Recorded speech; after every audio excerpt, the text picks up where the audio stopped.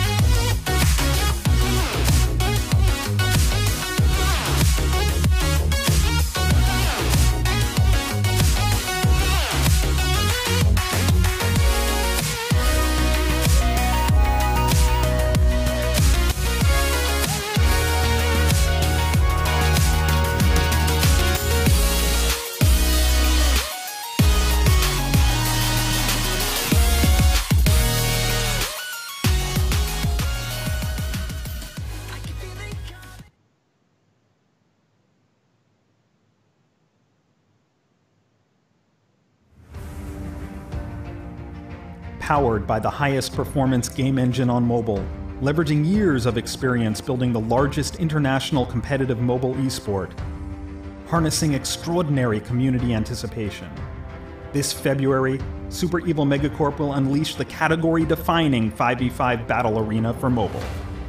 The first and only true 5v5 MOBA on the mobile platform, featuring graphics that put the copycats to shame, rendered at a smooth, flawless 120 frames per second.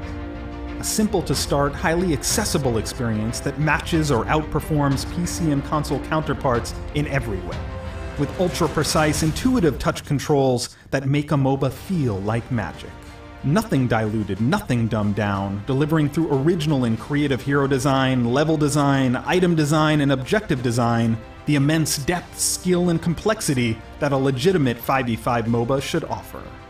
Outplay and outthink your opponent like no other game. Superior gameplay and graphics.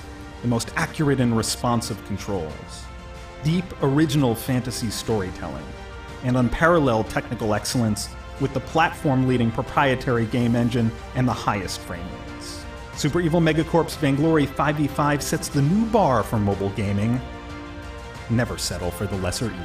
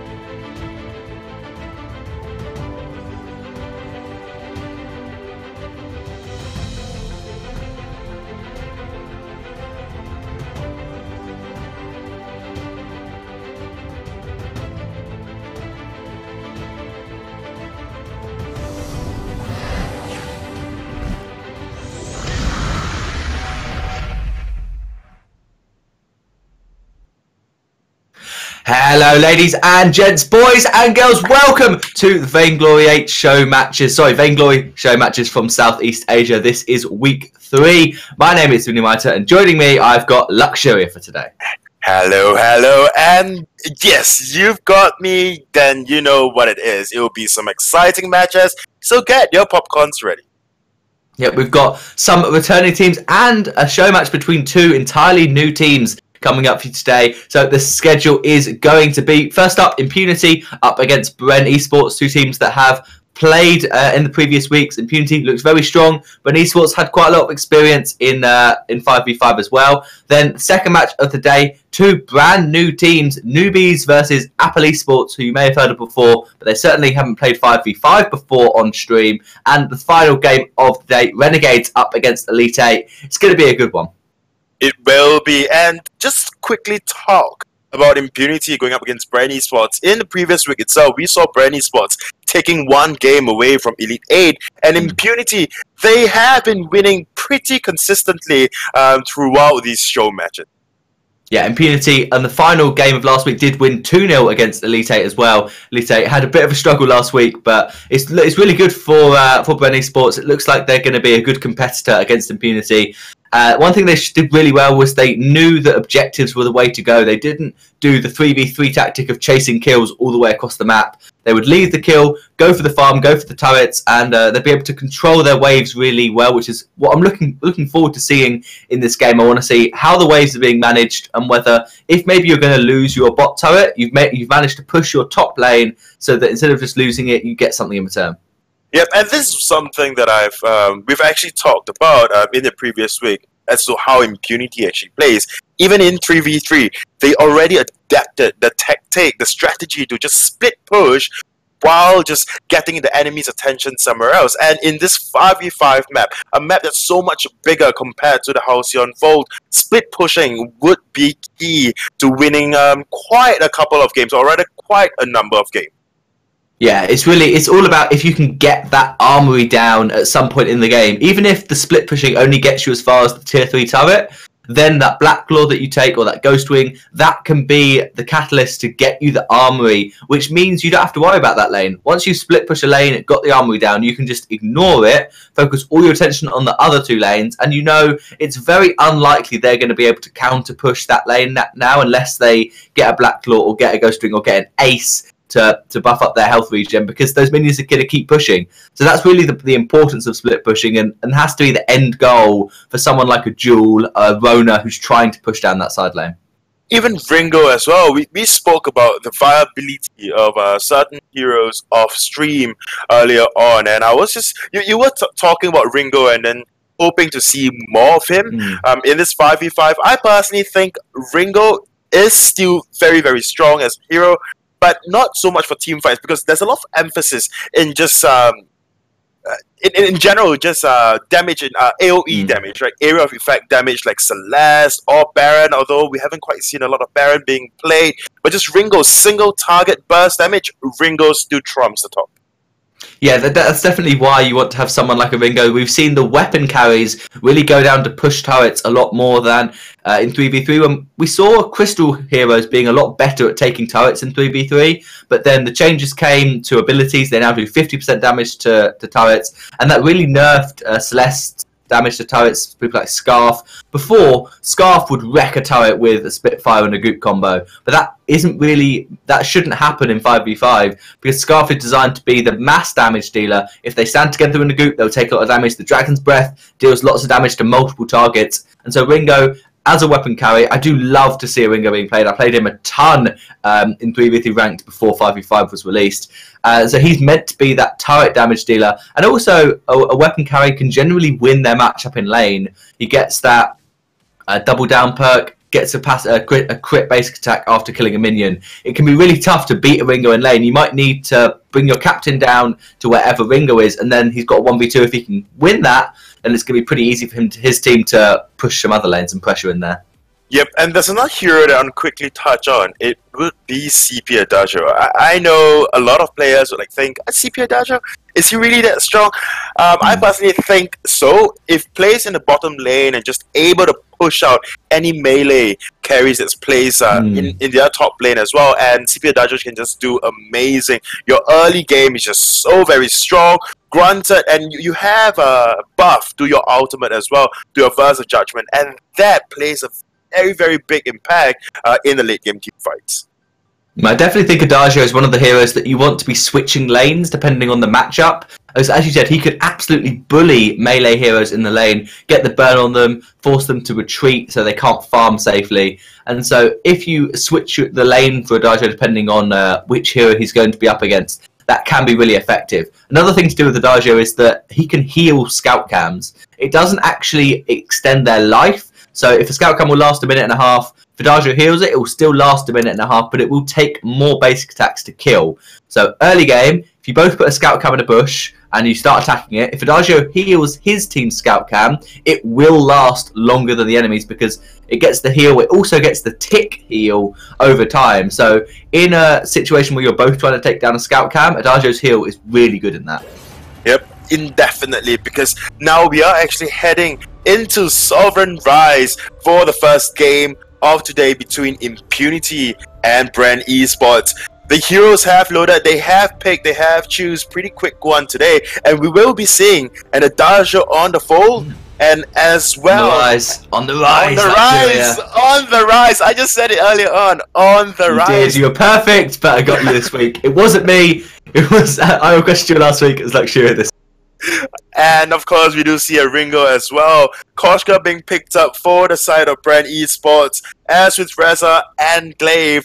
Definitely looking like a very strong pick-out pump from the side of Brand Esports, where they just go from lanes to lanes, pick out one hero, and then with that, with the numbers on their side, they can easily just push. Of course, not forgetting Impunity's team comp as well, making out of Jewel, Baptiste, Saw, Rona, and Gwen. Very team fight heavy, but in this early game, they must be very wary of this. Glaive.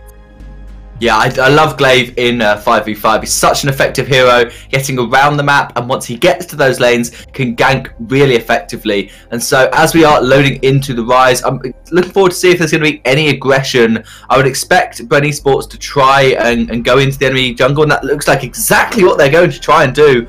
All four are just hiding in that bush, trying to invade into the enemy Crystal Tree. And is this all five actually going towards it? Do you think this makes sense, Luxuria? Well, we've mentioned this before, it's very easily countered, but now we do see Mr. Jim going in. Yeah, Priest is going to get blown up completely. 2 scout cams were put in that bush by Brand Esports. Probably could have coordinated that a bit better. But a nice rotation, 3 Crystal Tree, and the first blood was given to them. There was no counter rotation from Impunity. It looks like Truffes is going to try and invade and try and steal away a healing camp, but I doubt he's going to get the Crystal Tree in because it looks like Neonce is there. But no, Quadrivar managed to sneak past Neonce. He did not notice, and now Impunity are going for that counter jungle rotation in the enemy's bot jungle. So they're going to get a reasonable amount of counts away. Neonce, 1 versus 2. On this Ringo, he's going to get blown up by the Gwen and the Baptiste. So it's not too bad for Impunity. They do get something for that early invade. Yep, at the gold lead now, it's not much. You have 200 going over to Brand Esports, and it's important to talk about this gold lead because with the jungle invade, a lot of players have speculated or have said that, you know, with this early jungle invade, it is so easy to just counter it by pushing down the lane. If not, then just do your own counter invade. But we did see earlier on Impunity actually staying within the red buff, preparing, very, very prepared, in fact, to have Brand Esports in their jungle. Yeah, I think it was a smart play to take the red buff, make sure you have that weapon power buff, and then decide to try and sneak into the enemy jungle. Quadrivar in the top lane could be in a bit of trouble. 2 people coming up towards him. He knows what's going to happen. The Archman's going to come through, but he needs to get the Rocket Leap away. He's going to go for the fight instead, but Koshka is able to pick up the kill. Mr. Jim still nice and healthy on the glaive. So a nice rotation from Brand Esports into that top lane.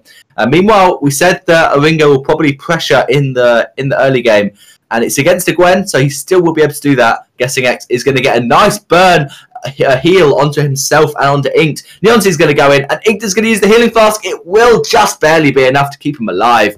And Neonce is just going to try and keep pressuring this lane with the, it looks like Captain Adagio. You wanted to see it Crystal Power, but he has decided to go for the Captain build, which can work really well to help Neonce pressure. They're going to try and steal away the weapon camp or the healing buff, but it's not quite up yet because of the rotation that was done by Impunity.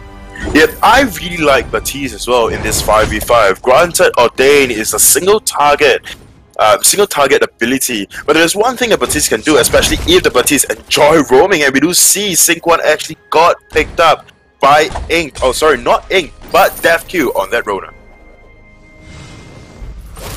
Yep, and there's going to be an afterburn from the glaive onto Queasy. He's going to try and build up the stacks as quick as he can. DevQ's through, do a lot of work, and he wants to pick up Guessing X as well. Lovely suppressing fire from Saw to secure that kill, but Glaive has now picked up a tension bow, so that is going to be quite interesting to see if that works. I like to see spell swords generally, but you know, tension bow, it kind of works. It's not the worst idea, and Neonce is now being pressured in the bot lane by the Baptiste and the Gwen. Gwen did get a substantial range increase by about 1 range increase on Weapon Gwen, so it looks like we're going to see that with another tension bow picked up on Gwen.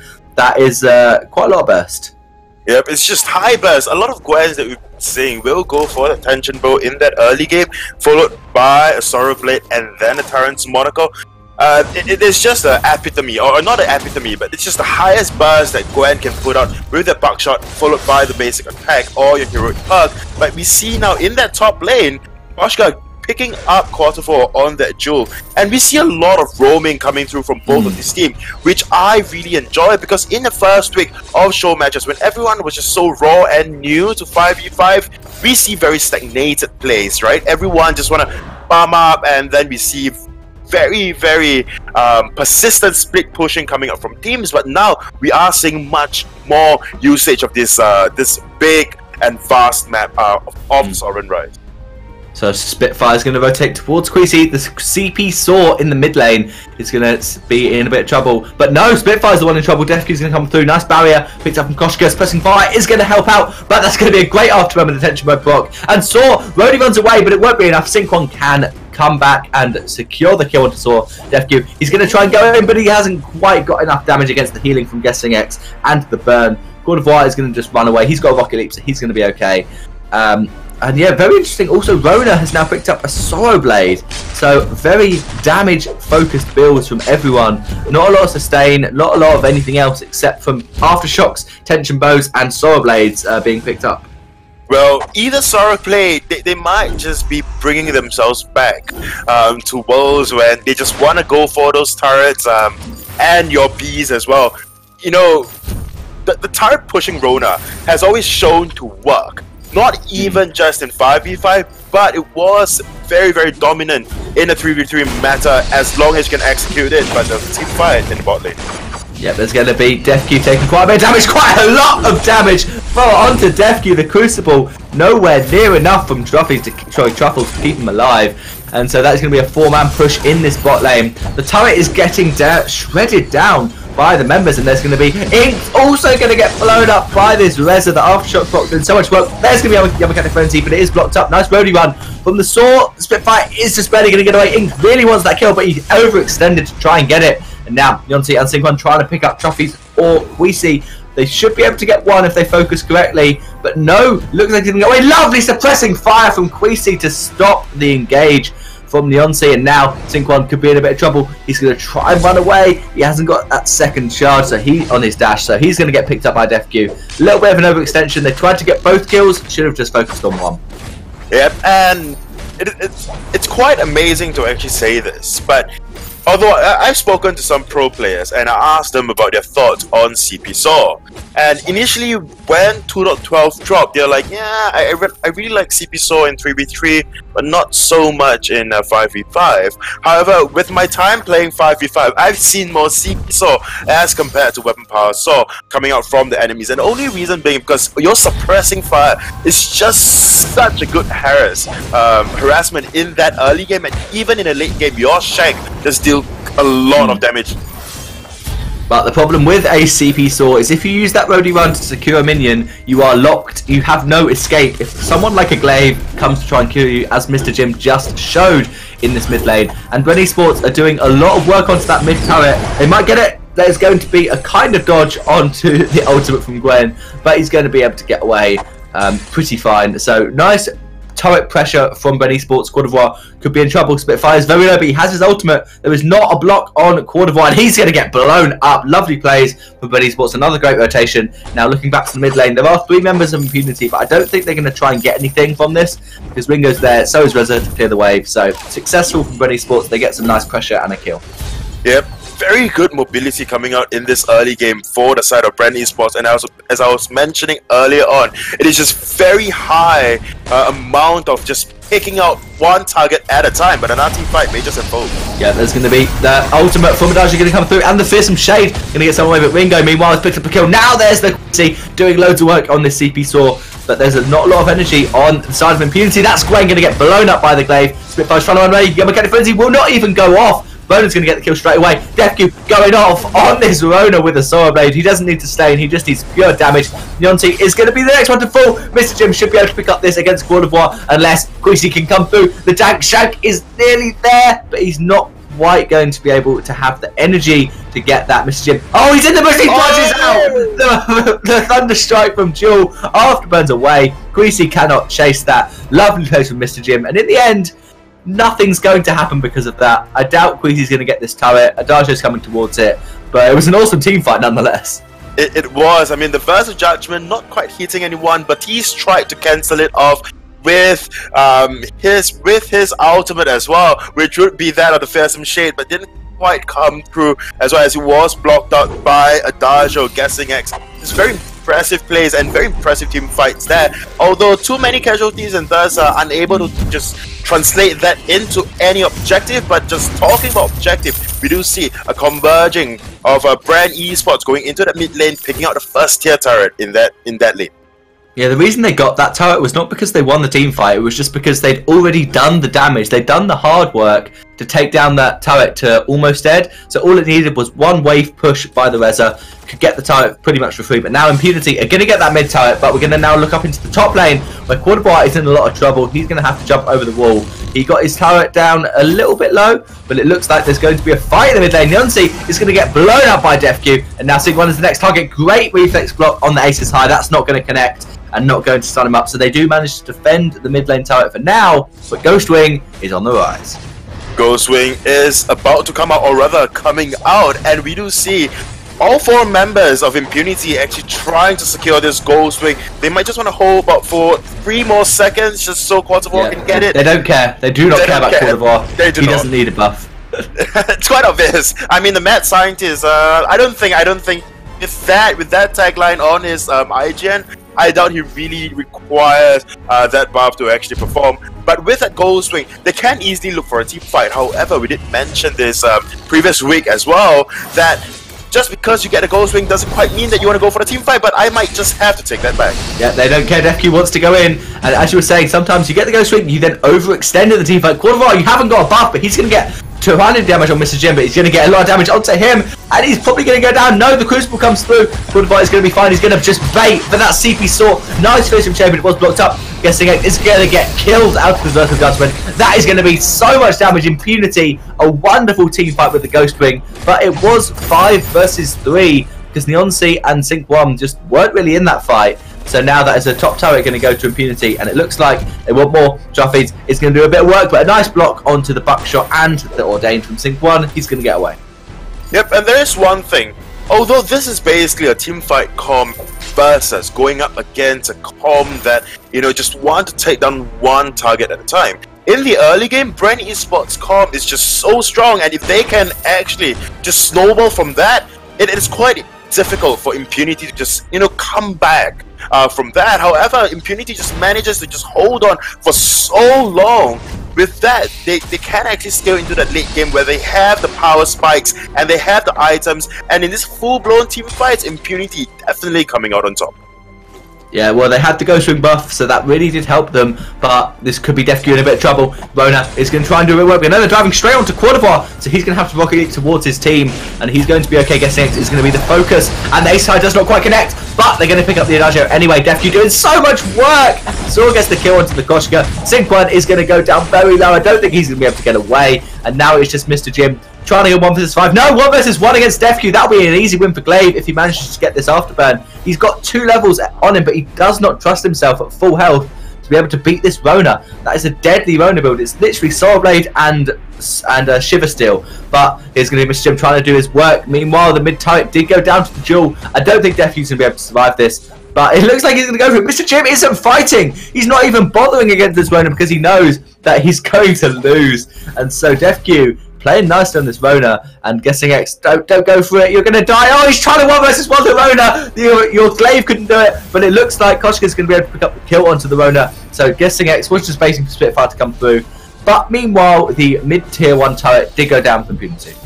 Yep, did go down, and on top of that as well, Quartervar and DefQ going for those heroic plays. I don't think it should be done, especially if you're up against a comp like Brand Esports. But with that said, Queasy, right, in this early game, he's able to just put down so much pressure. But looking at team fights, I constantly talk about how team fight focused the comp is, and in this late game, or rather inching into this late game, Queasy, all Queasy can really just do is just provide the slow from the suppressing fire, and if he overextends, and in which Quartervar has been doing that, you know, just constantly overextending, if Queasy gets overextends, even just for a little bit, by a little bit, he will be easily taken down. And on top of that, DefQ going for the non-traditional build with the Sorrow Blade and then defense items, Black Claw now.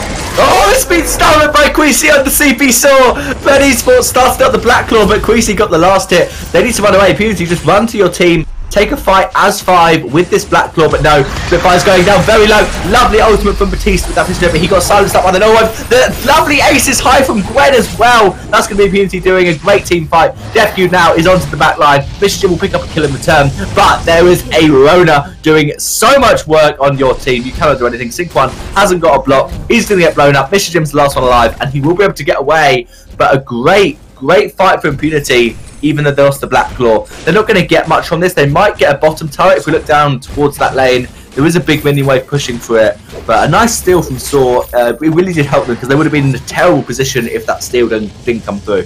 Oh, suppressing fire OP, I must say, Mr. Jim, the only one left, or just came back to try to ban against all 3 members of Impunity. Another team fight may just break out. Yep, and so the Black Claw is being pushed down the mid lane. DefQ's going to get the turret. Are they going to go for the armory? It looks like Impunity going to be happy with that and back off, but no. Brand Esports are 5. They want blood. Yummy Gun Frenzy. No Wave Gauntlet. Nothing you can do against this first judgment. DefQ, he jumps over the wall though. He manages to get away, but not for long. Koshka picks up that kill. Now Sync 1's going to get a return kill, and Saw did manage to stop that wave from taking down the turret, so a successful push, but Black Claw was still pushing down the armory. So maybe get a scout cam, some teleport boots. That army could go down very quickly. A successful push from Impunity, maybe a bit too far, but they'll be happy that the dragon pushed down. Well, definitely. I mean, the steel didn't have to put in hard work at all. It was just a suppressing fire for that steel, didn't cause them anything. And in fact, after that steel, they won that team fight immediately after that. But Quarter 4 are now in a very dangerous position. Mr. Jim goes in with the afterburn. Yeah, the 1v1 looks like Quarter 4 will probably win that. Mr. Jim doesn't fancy 1v1s on Glaive. He's just an afterburn machine, which is a very nice way to play Glaive. And Sig 1 is going to get jumped on, but a great move to block it might be enough. There's going to be the Gwen coming through, and so much burst damage. If 5 heroes focus you, you are dead. But that was 2 versus 1 for Bren Esports, but then a 5 versus 2 in favour of Impunity. So now Neon Sea is going to be the next target. He's going to block his way out of the Ordained. Fist of J comes through, and now Spitfire's trying to run away. I think Mr. Jim will not be able to get away. Good afterburn, but it's nowhere near enough. All 5 members of Impunity are together a lot more than Bren Esports. They're getting caught out when they're not as 5. Such raw power coming out from the likes of Impunity right now. We have Quarter 4, double Sorrow Blade, and a single Sorrow Blade, and they just immediately go for the tank. It would be DevQ, but DevQ jumping onto Quizzy. Yeah, and that is going to be DevQ securing the kill onto Quixie. Spitfire is going to be the next man to die. And so, really nice from Impunity. Again, as 5, they know when the death timers are coming up, so they're going to try and push down this top lane most likely. Unless they want to get the Ghost Ring, which is going to spawn quite soon. That looks like they're walking in that direction. I doubt they would just get some kills and not try and get anything off it. So yeah, DevQ beeline straight for the Ghost Ring, but there is a scout cam, so they do know about it. I doubt Bren Esports is going to try and do that much a big gig about it, because really the steal against the CP Saw is a lot harder on this Glaive. Well, yeah. Wait, a steel may just come out, Mr. Jim. Too much damage. Just got bursted. The Ghost Ring just taken down so quickly by Impunity. Yep. Okay. And one thing before the next team fight actually happens, but it may just be happening right now. Mr. Jimmy in a very dangerous position, but will be able to just get away. What do you think of DevQ's build coming out into this match? But I may just have to hold that. Yeah, we're going to have to talk about builds a little bit later. There's going to be DevQ diving in onto Neonsea, and Spitfire's going to try and give him a hand, but Quarterfire's jumping in as well. Neonsea's trying to kite away as quickly as he can. Sync 1 not in the fight, and neither is Mr. Jim. Yeah, too far away. Lovely versus Judgment, but it won't be enough. Impunity going to get some more kills. Once again, Impunity as 5 doing a team fight, and Sync 1 and Mr. Jim weren't in that fight, so they couldn't have helped out. Armory is going to be taken down, and Impunity looks like they're going to try and go for the win. You can't take that Armory down. You need to take the turret down, Impunity. Yeah, they thought they'd taken down the bot lane turret, but it's still there. They are going to go for the Vein Crystal now, but it will be tough. It's got defense, has quite a bit of damage at this point, and now Blackclaw has landed, but that's not going to be the focus for Impunity. They're going for the Vein. Looks like they're going to be able to get it. No one is up. Mr. Jim wasn't able to stop it, and GG, Impunity take the first game.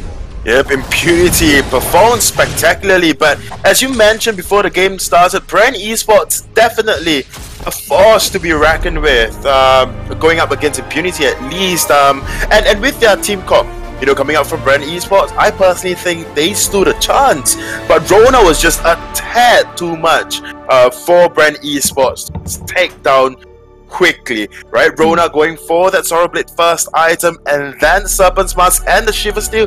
Who can get away? Yeah, it was a build that really worked for the Rona that I didn't expect to work. Going Sorrow Blade first, you think that you're just going to get blown up before you have any chance to deal that damage, but it didn't happen. The Rona was able to sustain, able to keep herself alive. Then building into the Shiver Steel, it's impossible to get away from. The Rona was very basic attack heavy. We didn't see many into the fray into Red Mists, which is the very typical Serpent's Mask into Breaking Point Rona. Because there was a Shiver Steel, the Red Mist doesn't proc basic attack effects, it doesn't count as a basic attack, and so you have to get that Foe Splitter, have to get the basic attacks to slow those targets, slow the Ringo, make it so that they just cannot get away, and it worked really well. The Rona was just 1 versus 1ing pretty much anyone that she could, and in the team fights it wasn't the builds, it wasn't the heroes, it was just the plays. The Impunity were as 5, and when they took a team fight, they all went for it. They didn't half go in and half go out, which we sometimes saw from Bren Esports. Yep, Mr. Jim especially, he has got 2 spell sword, first built that tension bow as well, went in for the afterburn, and then immediately regretted his decision, and then left the team fight, leaving it a 3v5 or a 4v5, which is not very good. I mean, Mr. Jim, you can actually stand your ground and go in for that team fight. You have got enough damage, you just have to trust your instinct. Yeah, I think that Spellsword Glaive has way more damage than you feel like it should. You have that short afterburn cooldown, so you feel like you're a utility glaive. You're really not. With 2 spell swords and a tension bow, you have a lot of weapon power. You have 200 weapon power just with the spell swords. Have that tension bow proc as well, and you can really do a lot of damage even without your proc. So I think when you're up against someone like a Rona, it can be tough, but you're not going to get away from the Rona if she has that Shiver Steel and you haven't got your afterburn. So it's worth it just to go for the fight, see what happens. If you die, you die, but you might trade your life for the Rona. And then if you do enough damage, maybe she'll try and back away. And as a glaive, that's exactly where you want any melee hero. You know you can catch up to them. Yep, indefinitely. But that first game definitely said a lot about Brand Esports, that they can actually go in and pit themselves up against those big teams, scoring 25 kills against Impunity. That is just so objective heavy. It's quite something, you know, to actually write home about. And they definitely played the early comp very, very well, just picking out one hero at a time. And then, but ultimately, coming into the late game, they just couldn't stay together whatsoever. They were playing very much like still in the early game, where they just want to go in and pick out one hero. That is not quite what you should do, especially when you're going up against a so coherent team like Impunity. Yeah, Brand Esports had a great early game. They got the first 2 turrets. They were doing really well with their pressure, making sure that once they got an advantage, they would get the turret damage off that. So they took down the bottom turret, took down the mid turret really quickly. But as you said, it's just that late game where you just have to switch your mindset. Basically, once Ghost Wing has landed, you have to go into the mid game. Once Blacklaw has landed, you are into the late game, and you have to stay together. If you're not together, you'll be in a tough position, and the enemy will be together. And so that's really what Brand Esports need to work on. And I think they will know that in the second game. They'll realise, yeah, we had a decent early game, but we just lost that in the late game because they were 5, and there was nothing we can do about it. Because it doesn't really matter how far ahead you are. If you're in 3 versus 5, you're not going to win if they've got any kind of burst damage, because one of your heroes is taken down immediately, and so then it's just on to the next and on to the next. Yep, although we saw a few times in those team fights, Quarterfall is the only one to get caught out, but because of that rocket lip, because of the heavy armor perk that Jewel has, he was just able to survive long enough for his entire team to just turn up into the team fight and then win it. Obviously, he just got incredibly low in those team fights, but no matter, they just still won the team fight, and that is just expert basically communication coming up from Impunity. And if anything, this is maybe one thing that the side of Brand Esports can take away going up against Impunity. It is not just how you behave in that early game, it's not how you play in that early game, but it's just the communication as well. A few times, or rather, in the transitioning into the late game, we saw Brand Esports just very unsure of what they really want to do, whether or not they want to go in for those team fights, or they just want to back off afterwards, or what they actually do want. So a one clean shot call coming out from the team would definitely help that of Brand Esports. So I'm actually hoping to see them try to take a game against Impunity, because if anyone, they have a pretty high chance. Yeah, one thing that you do have to have in a 5 vs 5 match is you have to have one player as a dedicated shot caller. Some teams have 2, but at minimum you need to have that one player, generally your captain, because they don't have to focus on their lanes, they don't have to focus on farming and making sure their jungle camps are up. Generally it'll be the captain that needs to call out when you're going to fight, when you're not going to fight, and who to start focusing on. In a team fight, it can be a bit hectic, you're not quite sure what's happening, and it's really hard to call out everything. There's so much stuff that just goes on that you have to trust your teammates' instincts in the fight. But before a fight is when you have to say, right, we're not going to go in yet, we're going to wait for our Rona to pick up our Serpent's Mask, then we're going to fight, we're going to focus on to Ringo, once he's down, finish whoever you can. And so you just need someone to say that so that the team is all on the same page and they know that if you're looking to fight, then you're going to be together. And so as 5, maybe just hide in a bush next to Ghostwing. That can be a really effective tactic. If someone has a scout cam, put it in there and then wait for the enemy to come and try and take it, and then that can be some easy kills, or probably going to be an entire fight win. Yep. In the previous week, we saw Renegades actually prioritizing when Spaghetti was on that grace, prioritizing on a lot of vision. but not so much came through in this particular game between Impunity and Brand Esports. A lot of times, you just see Glaive and Koshka in the early game, at least for Brand Esports, to be everywhere in that map, just picking up one kill after the other, one kill after the other, and they are just everywhere. And I think Impunity can actually just lay down more vision. You are given 2 scout camps, however, per person, and it's quite easy to just, drop a scout camp here, and you don't have to drop it in those obvious places. We've mentioned about this in the previous week as well. You don't have to, you just need a flare launcher, try to pick out where the scout camp is, and then try to take it away. If not, then at least just inform your teammates, oh, there's vision here, there's vision here, and then you move on with your life and just placing your vision somewhere else. Something that I really like from Brand Esports, however, is that early invade did not quite sacrifice much. They managed to still secure their buffs. So in the early team fight, early invades, they actually got a 300 gold lead out of it. So it's definitely very worth it for them.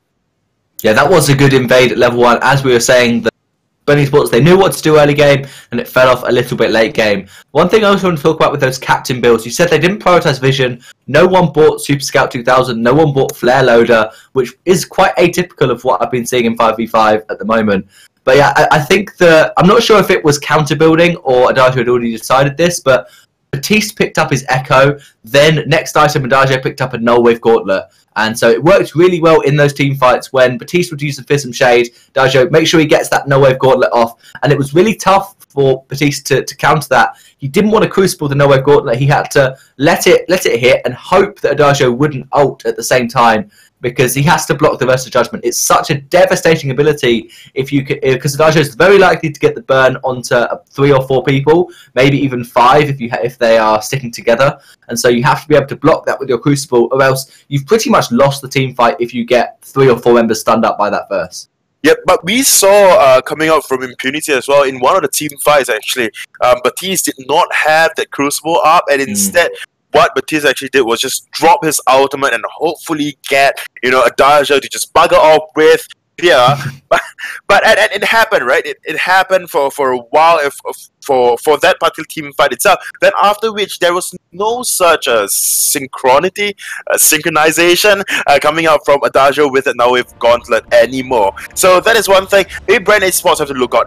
I mean, at the end of the day, Impunity is just a more seasoned team as compared to Brand Esports, and Brand Esports recently picked up a couple of new players as well. And to work with new players left and right, it's quite difficult, especially when there's so much communication that's needed coming into the Rise at least.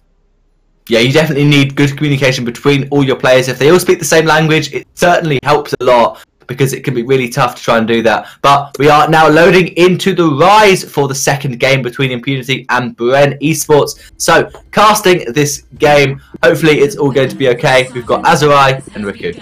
Nope, you can't just push us back, because it is still Luxuria and Minimizer. I got baited. I thought I heard them join the chat, but it was somebody else. So it's going to be me and you once again, Luxuria. Hopefully everyone's okay with that. And so going into the game, we're seeing a couple of very interesting picks. A Weapon Petal, a Cruel, and a Lorelei. Very different from last game and what we were expecting. Yep, it is very different, but I've seen trophies, or rather Travelers, there's a spot for Impunity, actually play this Lorelei before, unless of course, oh yeah, this is Travelers, this is, I hope it's Travelers. I do not want to butcher the name, I do not want to assume things, especially against Impunity, but yeah, I've seen her play this support Lorelei to very good,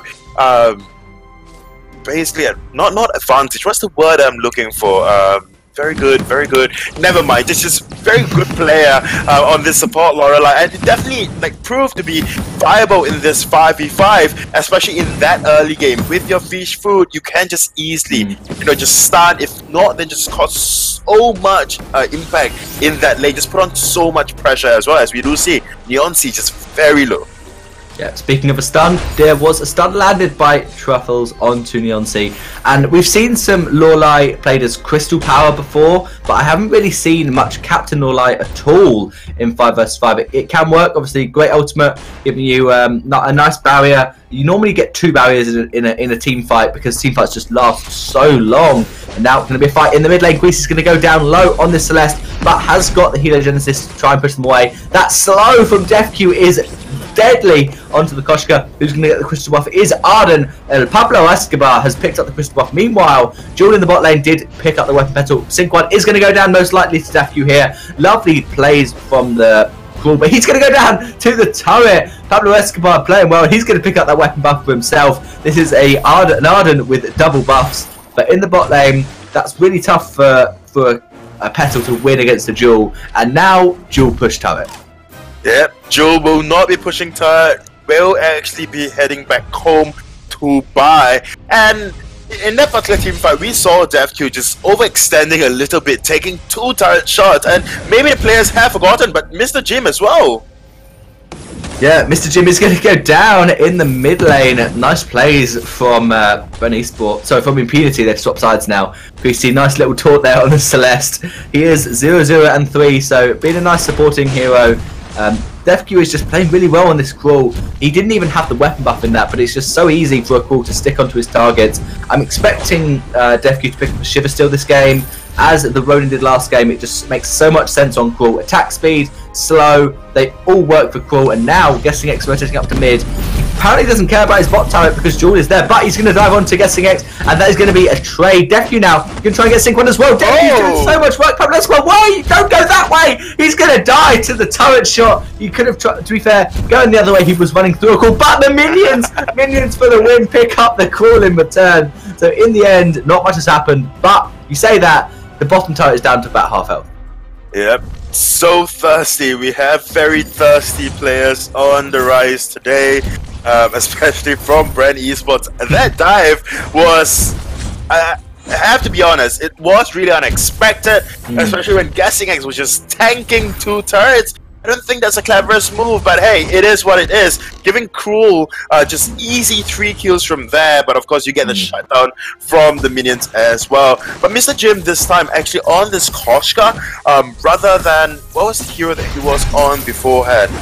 It was Glaive. So hopefully Mr. Jim can perform much better on this Koshka. Koshka saw a buff with her Twirly Death, but now Queasy in a very dangerous position will be able to just go up back into lane and not actually getting spotted by Brand Esports whatsoever. Yep. And in the top lane there is going to be a kill. Neoncy is dead. There is nowhere he can go. DefQ with a great rotation underneath that tier 1 turret, and meanwhile the other 2 members, Inked and Truffles, did push the top turret. So even though Jewel did quite well in the bot lane to get Guessing X's turret down to half, in the top lane it's going to go down. This two-man push has worked really effectively.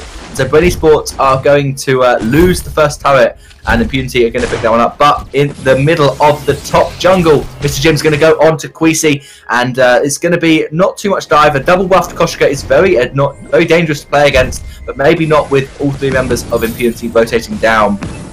And so it looks like actually Koshka's going to try and be a bit more passive. DefQ's got 7 kills on this Crawl already. We're only 5 minutes in now. Mr. Jim wants a bit more. Nice stun from Queasy onto Neoncy, but there's going to be a focus from Sync1. Will it be enough? No, it looks like Queasy's going to get more damage than Sync1 can return. There's a scout cam in that bush, DefQ. You're going to get focused. Neoncy's going to get blown up by Impunity. DefQ playing nicely on this Crawl, get himself his first assist of the game.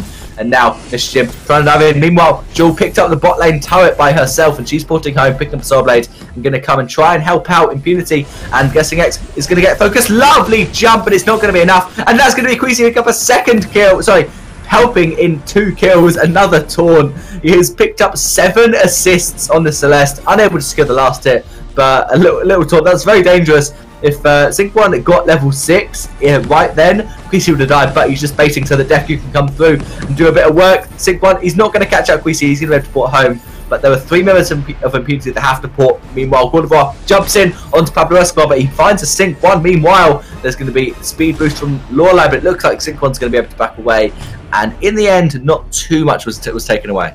Yep, it is pretty apt as well, Celeste's taunt. I think it was a reference of the chicken dance, so it is very apt. And on top of that as well, we do see Quartervore able to just go up against Sync1 in this 1v1. Of course, you've mentioned it before. In this 1v1, there is no reason Quartervore should lose. Yeah, he just won against the Petal, Weapon Petal in a 1 versus 1. A 2-level advantage, 6 minutes in, is deadly for this Petal. She went down with no chance to survive. But Mr. Jim rotated down. Very nice rotation from him. Yummy Frenzy is going to pick up the kill because Quadrivar hasn't got his block yet. Maybe if that ult would come a bit earlier, gosh, Petal might have been okay. But even so, the duel is just going to win early game against this Petal. And so that's it's going to be really tough for Guessing X. But I have seen Weapon Petal work quite well in 5 versus 5 if you manage to build it up and get those 4 damage items. Even though it's a single target hero, it can do more than you would expect for a Weapon Petal.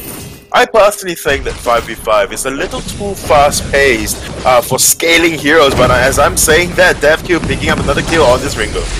Yep, he's going to try and do as much work as he can. DevQ's healing so much. Synchron's going to go down. Nothing you can do against this Squall. He's going to get the kill with that Spectral Smite anytime soon. Nope, just the 9th kill. Oh, DevQ, do you see someone else? Are you going to dive 2 turrets? Yes, you are. You're going to pick up Guessing X as well. DevQ's going to go down, though, to the turret. He just does not care. And Pablo Escobar, once again, he picks up the double buff on this Captain Ardem. And Quadrivar, he's next to the Ghost Wing, but he's not going to go and try and solo it. DevQ is just going in. He's got 10 kills. He won't get the Nightmare, though, because of those shutdowns. But the problem was the shutdowns have been picked up by the Arden. So it's not going on to the carries, which means the gold lead is quite significant in Impunity's favour, while Jewel pushes bot lane. Well, Jewel will be pushing in, as with Inked as well earlier on, just not putting a lot of presence in those team fights. Jewel and that of Gwen just able to push down the 2 lanes by the side. It was just down to DevQ and Quisi. As I'm saying that, Quadrivar picking out another kill yet again onto that Petal. So a lot of from Hellsheart came through, but not quite landing. Yep, there's going to be nice plays from Quisi to rotate through. DevQ did misses from Hellstar, but it didn't really matter. Now Quisi is level 8. This is nice for the Celeste. Pablo was going to have to come and try and help Sync 1 survive. But Celeste level 8 is a real monster. And Quadrivar has pushed down the tier 2. Is pushing towards the tier 3. He's very low, but he's got a 3-level advantage on this Petal. He can honestly just try and turn around. No, maybe not 1 versus 2. So he's going to use the ultimate, but it won't do anything. Guessing X will get the kill. Most likely, unless there could be the plays coming through. No, 3 versus 1 in the end. So Jewel will go down. But meanwhile, that was all a bait. They're going to get the mid-tight. Impunity pushing really well. Yep, Impunity definitely pushing very well in this mid lane. Just so much pressure coming out from DevQ, Pablo Escobar, trying to go in for that blood for blood. You do not have your buffs right now, so I don't think you'll be doing any amount of damage. From Hellsheart, no! Hellfire Brew came out. Yeah, Mr. Jim's going to try and go in. Gauntlet, that's not going to hit anyone. It was worth a try. He thought they were hiding in. They weren't. Now DevQ's going to try and come in, but he's only level 6. Now going to hit that level 7, and now Guessing X is going to be the focus. But nice trampoline. Ace's Eye going to connect onto Neonce's Ringo in the end. Now Quadrivar jumping in. This is a 5 versus 5 team fight, and both teams just going for the poke game. But there's going to be Cruel, lovely from Hellstar, and now he's diving onto Neonce. He has the Shiver Steel onto Guessing X. Trampoline's not going to quite be enough. Cruel gets the kill, but he will be betrayed. No, he keeps himself alive with the healing flask. 4 members going to go down. Pablo Escobar is the last man standing. They just want to make sure they secure the ace, and they will. Impunity with a fantastic early game in this game. Yep, fantastic early game. You can say that again, and on top of that, they know how to transition this early game impact, or rather advantage, snowball into this coming mid to late game. We see now a gold lead of 35, or rather the gold 35. Sorry, not I want to say gold of 35,000 going up against 28, so close to 10k. It is sitting around a 7k gold lead for the side of Impunity, and now they are going to transition it into that ghost wing, which would be soloed by DevQ. Just incredible pressure coming out in this early game, and just able to just take on turrets after turret, just putting up so much pressure in that mid lane, forcing the side lanes, forcing no manpower to be able to just delegated into that mid lane and just allow them to have free reign.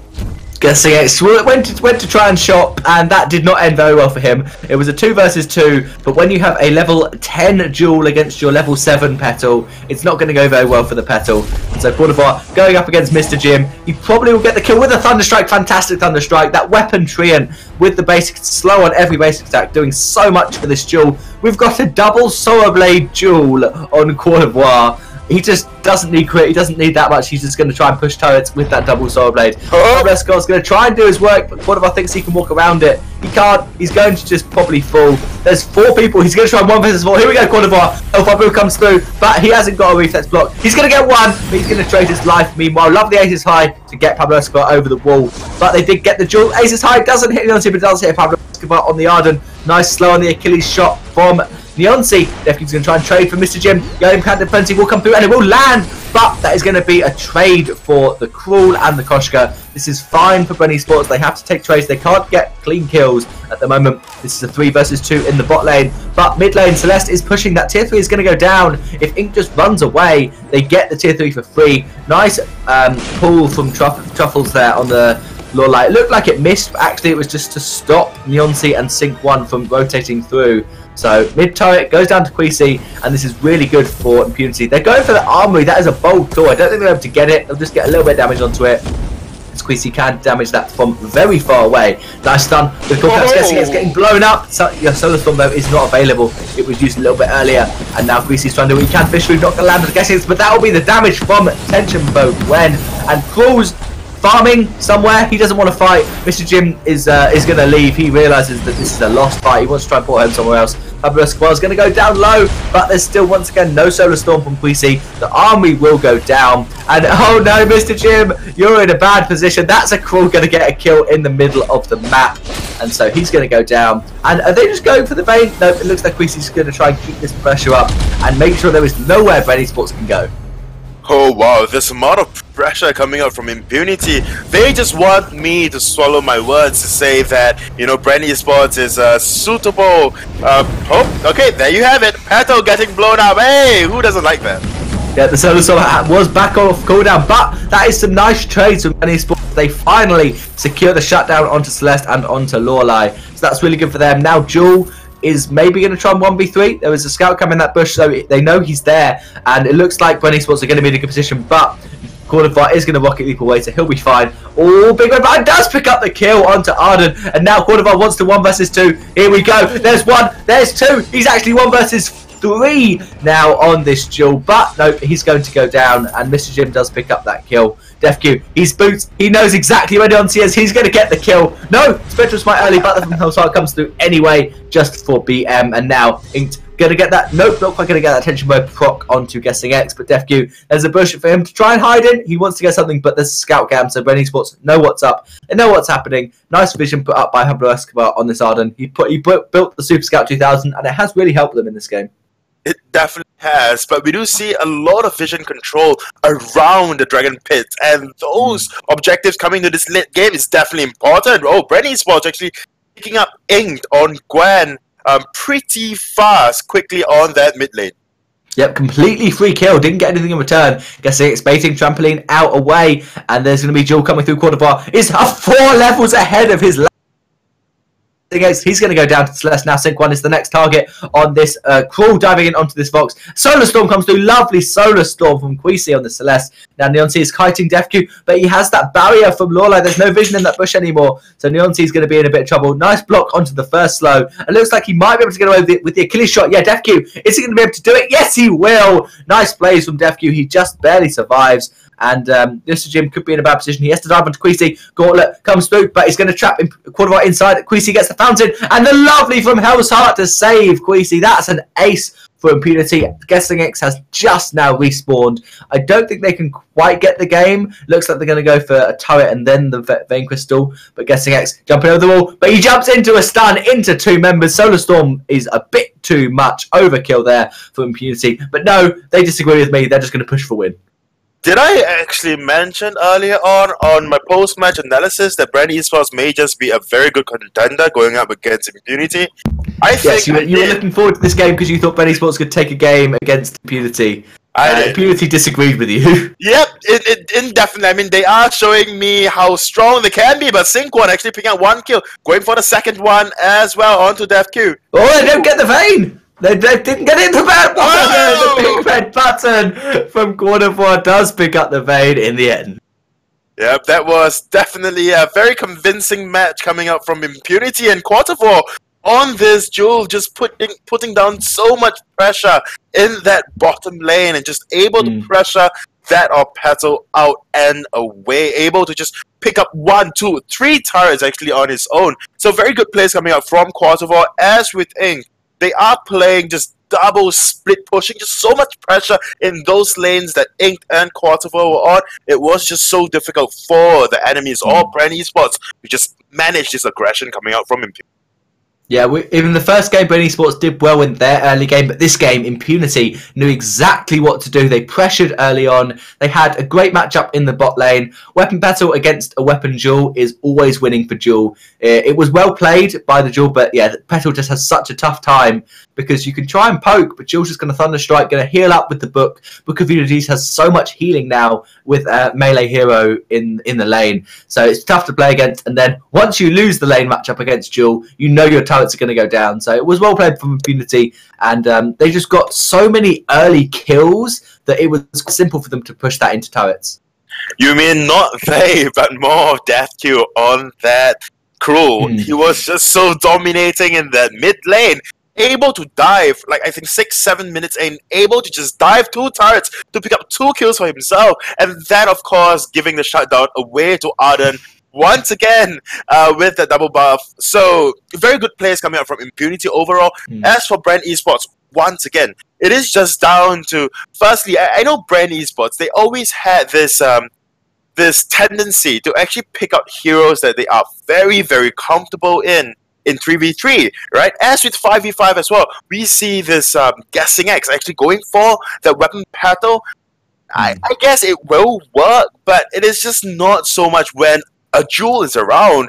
Maybe a Ringo would have worked better, maybe an Adagio would have worked better, but definitely indefinitely not a battle that's just so squishy, and your range is just, you just have to be so upfront in that early game going up against a Jewel, and you will be poked down, and you don't quite have the burst until you have a lot of items. So I was about to bring out a point earlier on in the match, is that slower scaling heroes in 5v5 just do not quite make it out in the meta at all, especially if we look at Baron. Yes, he has got the splash AoE damage, but he's just not very dominant in this meta.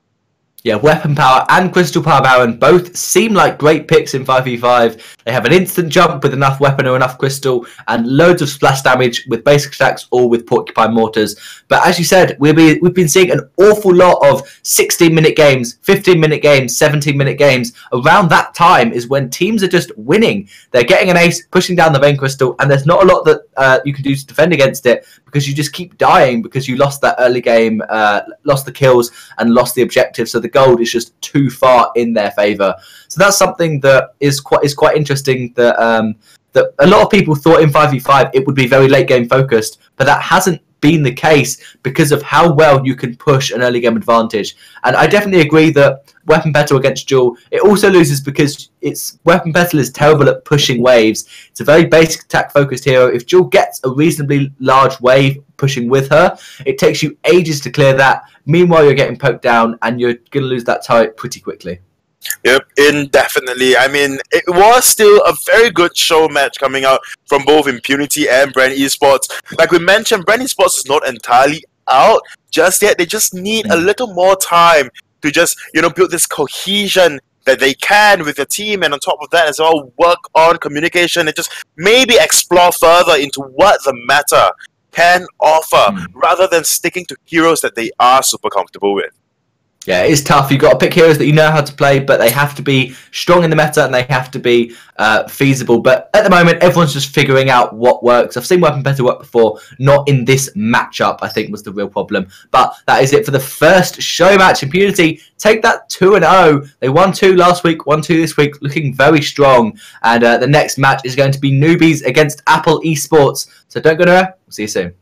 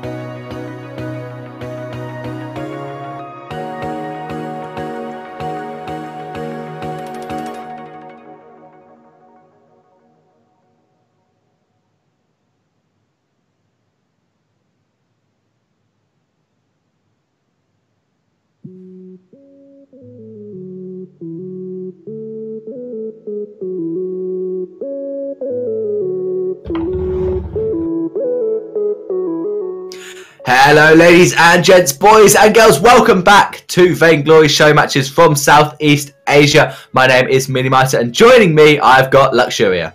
Hello, and welcome back indeed.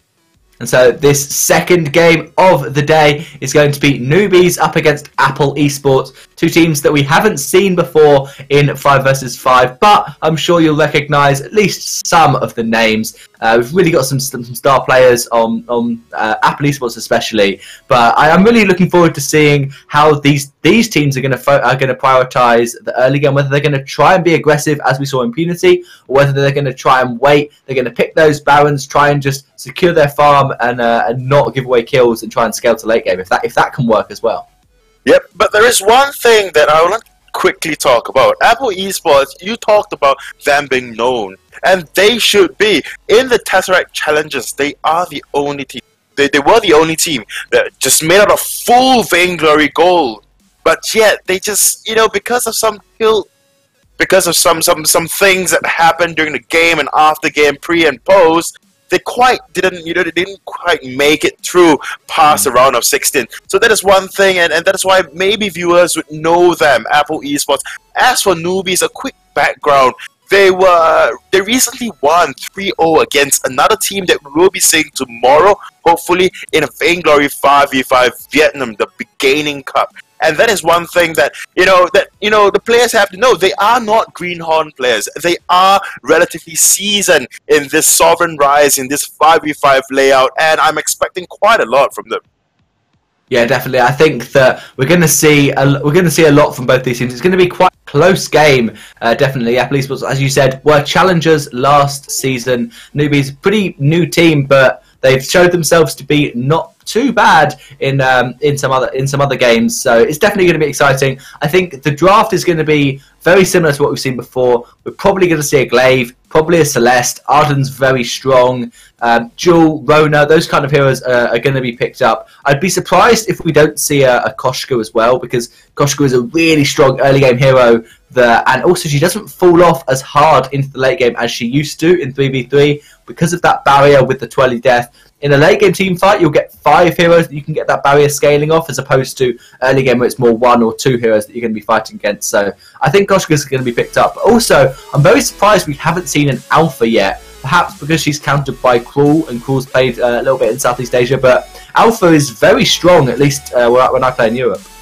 Yep, I was talking about off stream and just now, right, earlier on, that there are a lot of heroes that are very, very good in this 5v5, and I reckon we will be seeing quite a lot of the very good heroes in which I quote will be coming through. And yes, you've mentioned about Cruel, and a very good Cruel we saw from DevQ, just able to pressure in that early game. However, if you are going to play Cruel very passively, just consistently farming, you will be losing out, because you will have a dive, right? You dive all the way straight in, but you will be blown up immediately once 5 players just jump on you as Cruel. So Cruel, you want to play to single out target by target, and then from there just work your way into the teams as well. So in the early game you are very strong, but come in the mid game you have to be wary about your whereabouts at least. Yeah, I think that Cruel is quite strong, but it's really tough for him to work, because he got a really nice early game advantage in the last game. So maybe if a Cruel doesn't get that, and then he can be kited away, it can be really tough. If the enemy's picked a Sky, you're not going to win that matchup, because Sui Strike, you just get taken apart. Frostburn on the forward barrage, and you're going to have absolutely no chance against it, even with a Shiver Steel. And I definitely think Shiver Steel is a must-buy on Cruel. Not first item, because obviously you need some damage, but second item on almost every Cruel should be that Shiver Steel. It gives a nice slow, and it just makes sure that he can stick onto those targets, get the stacks up, and secure the last hit with the smite. Yep, definitely. So that is one thing that we must know. But as we are getting the teams sorted, as for Newbies, the players I've met actually in my yesterday's 5v5 games, especially for the 3 cross, for the 3x39 VN, he was playing, I think, Parker, and it was just very, very good. Him on his Taka. So I'm not surprised if he will actually go for that Taka pickup today, just because of how good he performed in yesterday's matches, or rather me against him. So that's one thing to quite think about. And although we haven't quite seen a lot of Takas coming through, but Taka, once again, another hero that is just so very good with assassination. However, we do not quite see it play. Do you have any idea why, Mini? Well, Taka is quite good at taking down one target, but he's not the best in a team fight. And well, if their Taka managed to beat you, Luxuria, it must be an awesome Taka. So I'm looking forward to seeing how well that's going to be played. Well, I did not say he beat me, buddy. But yeah, I do think that I think Taka has his position. Stealth heroes have really kind of been neglected so far. We've not seen Flicker at all. CP Kestrel is not played a lot, and as you said, Taka hasn't been picked up very much because early game the scout cams are really tough because everyone has 2 at the start, so there's so much vision early on the rise. But towards the mid game, the vision really falls off, and stealth heroes have so many places they can just sneak to. And maybe one thing that we could be seeing stealth heroes decide to do is picking up a flare gun quite early on for themselves, so that when they decide to try and sneak around, they can notice if there's a scout cam nearby, pop it themselves, and then know where the vision is, know where the vision isn't, so they know where they can be sneaking, where they have to be more careful, and where they might have to walk around. So if you know where a scout cam is, even if you don't pop it, you can path your way around it if you know the vision range quite effectively, and that can be a good play. So looking forward to seeing what these teams are going to pick up. And we are now loading into Sovereign's Rise for the first game between Newbies and Apple Esports. Let us know which team you think is going to win in the chat. But for casting this game, we're going to hand it over to our beautiful casters. They are definitely here now. I'm 95% sure that we've got Azurai and Riku. Oh, thanks so much, man. I mean, there was a 5% chance that we might have not been here, but you know, we're not ghosts anymore. We're actually what is that? We have corporeal form. Is that what you call it? Anyways, guys. Such big words, Azurai. Exactly. And welcome, or rather, we welcome you to our second best of 2 match for tonight. Like Minimiter and Elixria said, it is Newbies versus Apple Esports. So let's give them quite of a quick rundown of our players. Here for Newbies, we have 43 times 29, 4029, and the answer to that, actually, I've lost. It's a big number. 1,247. There you go. Yeah. We have Zoz or ZOZ on the Black Feather, Incarnation with the Krull, Hanibius on the Celeste, and Lat on the Catherine. Meanwhile, on Apple Esports, we got Delfire, Guilty Crown, GD, Roasty Me Toasty, Drug Apple, and JD Star Z. Again, a lot of familiar players already on the field on the Sovereign's Rise. And I'd like to point out about what the analysts have been talking about earlier, that, you know, using the flare gun effectively, so that, because I watched the pre-launch party of 5v5 and there were a ton of face checks during the later phases of the game, but hold that thought, Jailfire is really brave in taking it out and contesting this triad over here, and we'll see if, you know, Noob will be able to secure this for himself. Nope, it looks like no nicely done swaggity steal from this Ardan here. Nicely done. I mean, this early on, the Arden can actually bully anybody just because that Vanguard gives him the extra HP that he needs to, you know, just have. Oh my goodness, hold that thought. It's gonna be Apple Esports getting another a first blood in the top lane, rather in the, let's call it the black lane, and into the bottom simultaneously. There's gonna be another kill here picked up by the Krull. Actually, no, Samuel gets it, but the Krull did have at least a hand in that variety. Man, this game is crazy. We're just 2 minutes in and all the lanes are getting each and their respective actions here and there. So meanwhile, for me on this matchup, it's more like what kind of play styles or what kind of types of strategies they're going to be dishing out on the table, as we've seen Impunity with their massive rotations, with their quick rotations, and you know, the massive pressure that they put on towards the map from early game to the late game. And we've seen Bren Esports on the other side of the spectrum, where they're very aggressive early game and they try to push on with their lead. So now it's the time of Newbies and Apple Esports to show what they've got and see what type of preparations for 5v5 at this point. But as you can see, early game, both of them are quite very responsive. We see that the jungler is at the top side of the map. Okay, let's make a move on the bot lane, and that's why they managed to even it out for kills. But looks like they're really pressing their resources here at the top side of the map, really diving into this top lane. They know that this Black Feather is not going to have any form of damage or, let's say, survivability this early on. He doesn't have any items at all. I mean, he does have maybe some blasting potential with the on point, but if it's going to be a 3-man dive with the, this guy coming in with the Vanguard, but never mind, hold that thought. Catherine's going to be able to get a stun connection, and Guilty Crown will not find his reigning kill onto Zaz, so he'll fight for another day, which is good. But still, that was a little bit too close for comfort. But props to Lad for giving him that much needed support. I feel like the next rotation at the top side of the map, maybe 1, 2, or 3 waves will be enough. And hold that thought, this lane's getting some action as Arden dives into Hannibus. Delfire is gonna back away for now, but going back to the aggressive top lane pressure that Apple Esports is doing here, they're really trying to shove as much as they can, but that would mean Krull is just very open in this bot side of the map. He's not feeling any pressure, and all Catherine needs to do is try to protect stall as much as they can, so that puts Krull in a very good spot to keep farming as fast as he can, because the bot lane blue side and the top lane bot lane red side is free for him for the taking, because I know there are river scout camps there, but at the same time, most of their resources, Apple Esports is putting it on the top side of the map, which they're really in a hurry and are capable of pushing, as Roasty Me Toasty is super painful at this point. Nobody's rotating it to the top. Actually, no, Catherine will be there as well as Celeste, but the damage will be done. That's a top tier 1 taken out before the 5-minute mark, and Zaz is very low on HP. If they get the steal on this Treant, that would be very dangerous.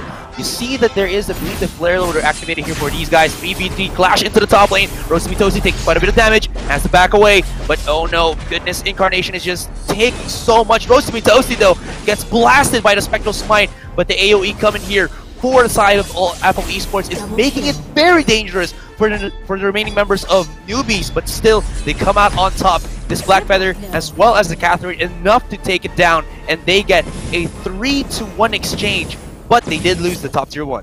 Exactly, and that was a very good consolation prize. At least they managed to get 3 kills despite losing an objective at that point. I mean, it's already there. Might as well take it. That was a good engage, good punish for diving in too deep into the jungle. But meanwhile, for the bot lane of the map, Samuel can just chill as he has really good clear and against a melee hero as well. So everything's gonna be dandy for him. Meanwhile, there's Catherine doing the mid rotations as Krull is still trying his taking advantage of how Apple Esports is putting priority over the lane where Black Feather is, and that's a shutdown on towards the Black Feather. Interesting. And they're gonna still dive into the mid. Wow, this Catherine is level 4. She should be able to tank the damage, but never mind. Roasty Me Toasty finds his target. Fox buying up onto the alternating current, if I'm not mistaken, and Hannibus might be left into an island into the mid lane. Already level 6, does have his ultimate to be able to clear out waves faster if they do decide to maybe go for that bottom, or rather that mid gank. And, well, I mean, Drug Apple has been left by his lonesome in the bottom side of the map, but looking at his CS, it's 39, so it's not really that far off from the Samuel. So he's actually doing pretty good, even though there is that possibility of the Krull gank. Exactly. I feel like they really want to push with the farming instead of getting the kills, which is, I feel like it's a good decision. Meanwhile, in the mid lane, they're trying to pressure in the Celeste, which is understandable. We have seen this sort of pressure from the other games, especially from last week.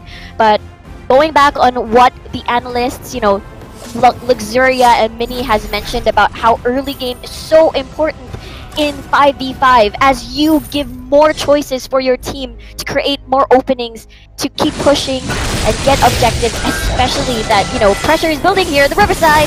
Pressure building indeed. Oblivion will get blasted. Oh, he's gonna be close, but Rona still survives, gets the shutdown onto the Krull. Chasing me. Oh, come on, chase me, Rona, chase me. He's going aggressive, leaps into the victory, but does he have enough? Oh, this Samu is perfect. Look at that, just at the edge of the damage output from this Rona, and say goodnight, Princess, as it seems like Samuel will be, your demise. And into the top side, do they get the top tier 2? Looks like that's going to be a no. Zaz will actually be a little bit successful in defending it. Did take some damage, but it's still going to be a-okay. Exactly. There's so many things that could potentially, counter Rona's threatening red mist. You have the Catherine stun. You've got From Hell's Heart, and that's something that they should be wary about. The key timings and openings so that you know where to enter and when to back away. And the newbies at this point are just trying to disengage, but looks like they just get caught out in the fight. The chase is on. Gauntlet activating for Arden. Nobody will escape this Dome of Death as they get just destroyed one after the other. 3 kills here from the side of Apple Esports, and well, a mighty fine prize of the possibility of this bottom tier 1 and Incarnation. Get your stuff out of there, man, because it might just be too bad for you, brother. And it seems after that, they're still not done with the objectives, going for that ghost swing, even making more tempo plays for the side here of sneaky. Nah. He's not going to be able to get that, sadly enough. Nice damage, though, from the Solar Storm. No follow-up, but Incarnation has lost his mind and is going in. 5v1, make that 4v1, but it's still not going to matter. He goes down, and Ghost Swing will be had by Apple Esports. Incarnation was after the highlight reel, one of those things where he will probably get someone down before he falls himself. But I really like the strategy of Apple Esports here. They're obviously playing around with Roasty Me Toasty on the Ringo, knowing that he has so much damage at this point, and Hannibus. Whoa, how did he get through that? No Hellfire Brew! Is it gonna be enough to burn the heals? And he survives! How does he do it? With a sliver of HP, Hannibus, you are the Houdini of Panini. No, not Panini's, but never mind. He was able to survive. That's the greatest point in this one. But because he had to port back, because they lost the power of the Celeste in the mid-tier 1 will go down. But seems like newbies here wants to go for the fight. 3v2, 4v3 situation. Celeste is joined right in. There is, look at this Black Feather going in aggressive into the backline, using that Rose offensive just to reach this Ringo. But Rona says enough. Spin to win, no mercy. There's the Solar Storm connection. Ringo gets the shutdown onto the crawl. Bodies are dropping onto the floor. 2 for the price of 1. Actually going to be newbie to come out on top here. But look at this. To the backline. Oh, Vox is going aggressive. Does have that CP powerful build. And now Samuel left into a 2v1. But this is a full HP Samuel. Maybe he can make something happen with the Malison Verdict. But as you can see, this Arden is body blocking like a total baller. And Deity Star Z will be able to just, from A to Z, shut him down and get a huge upset for Apple Esports. Interesting fight there. That was super prolonged, and the plan of newbies there was to get Apple Esports to commit to a fight that they weren't prepared for, because a lot of members have already went back to base, have already bought their items, so in terms of damage, perhaps they could bait them out to commit to a fight. But they turned it around because Vox's positioning there was brilliant, and they managed to finish off the fight. So props to, Ardan for the body block again, coming from their side. But going back to what I've been talking about earlier, is that you see that the Goon Squad, they're really taking advantage of Roasting Me Toasty with his explosive damage, and they rotate as a team, as a squad. But hold that thought, Asteroid, there's a fight. Yeah, I mean, you just keep holding that thought, because right now nobody is gonna be holding anything. They're just gonna going at it over and over and over again. Try to run away, but they will just go for the chase. Lat just dropped down a blast tremor, but is it really gonna be enough for him to survive? How is he doing this? Lat, what are you doing, brother? It seems like he survives, but did that leave something open for the side of Apple Esports to actually take? Looks like that's going to be a no. Kroll did go down as he went for a flank maneuver here with the help from the Black Feather, but it just sent them to their demise. Double kill will be taken once again by Apple Esports. There is a 2-for-2 exchange, but well, Apple Esports will come back online quickly and get their second Ghost Wing.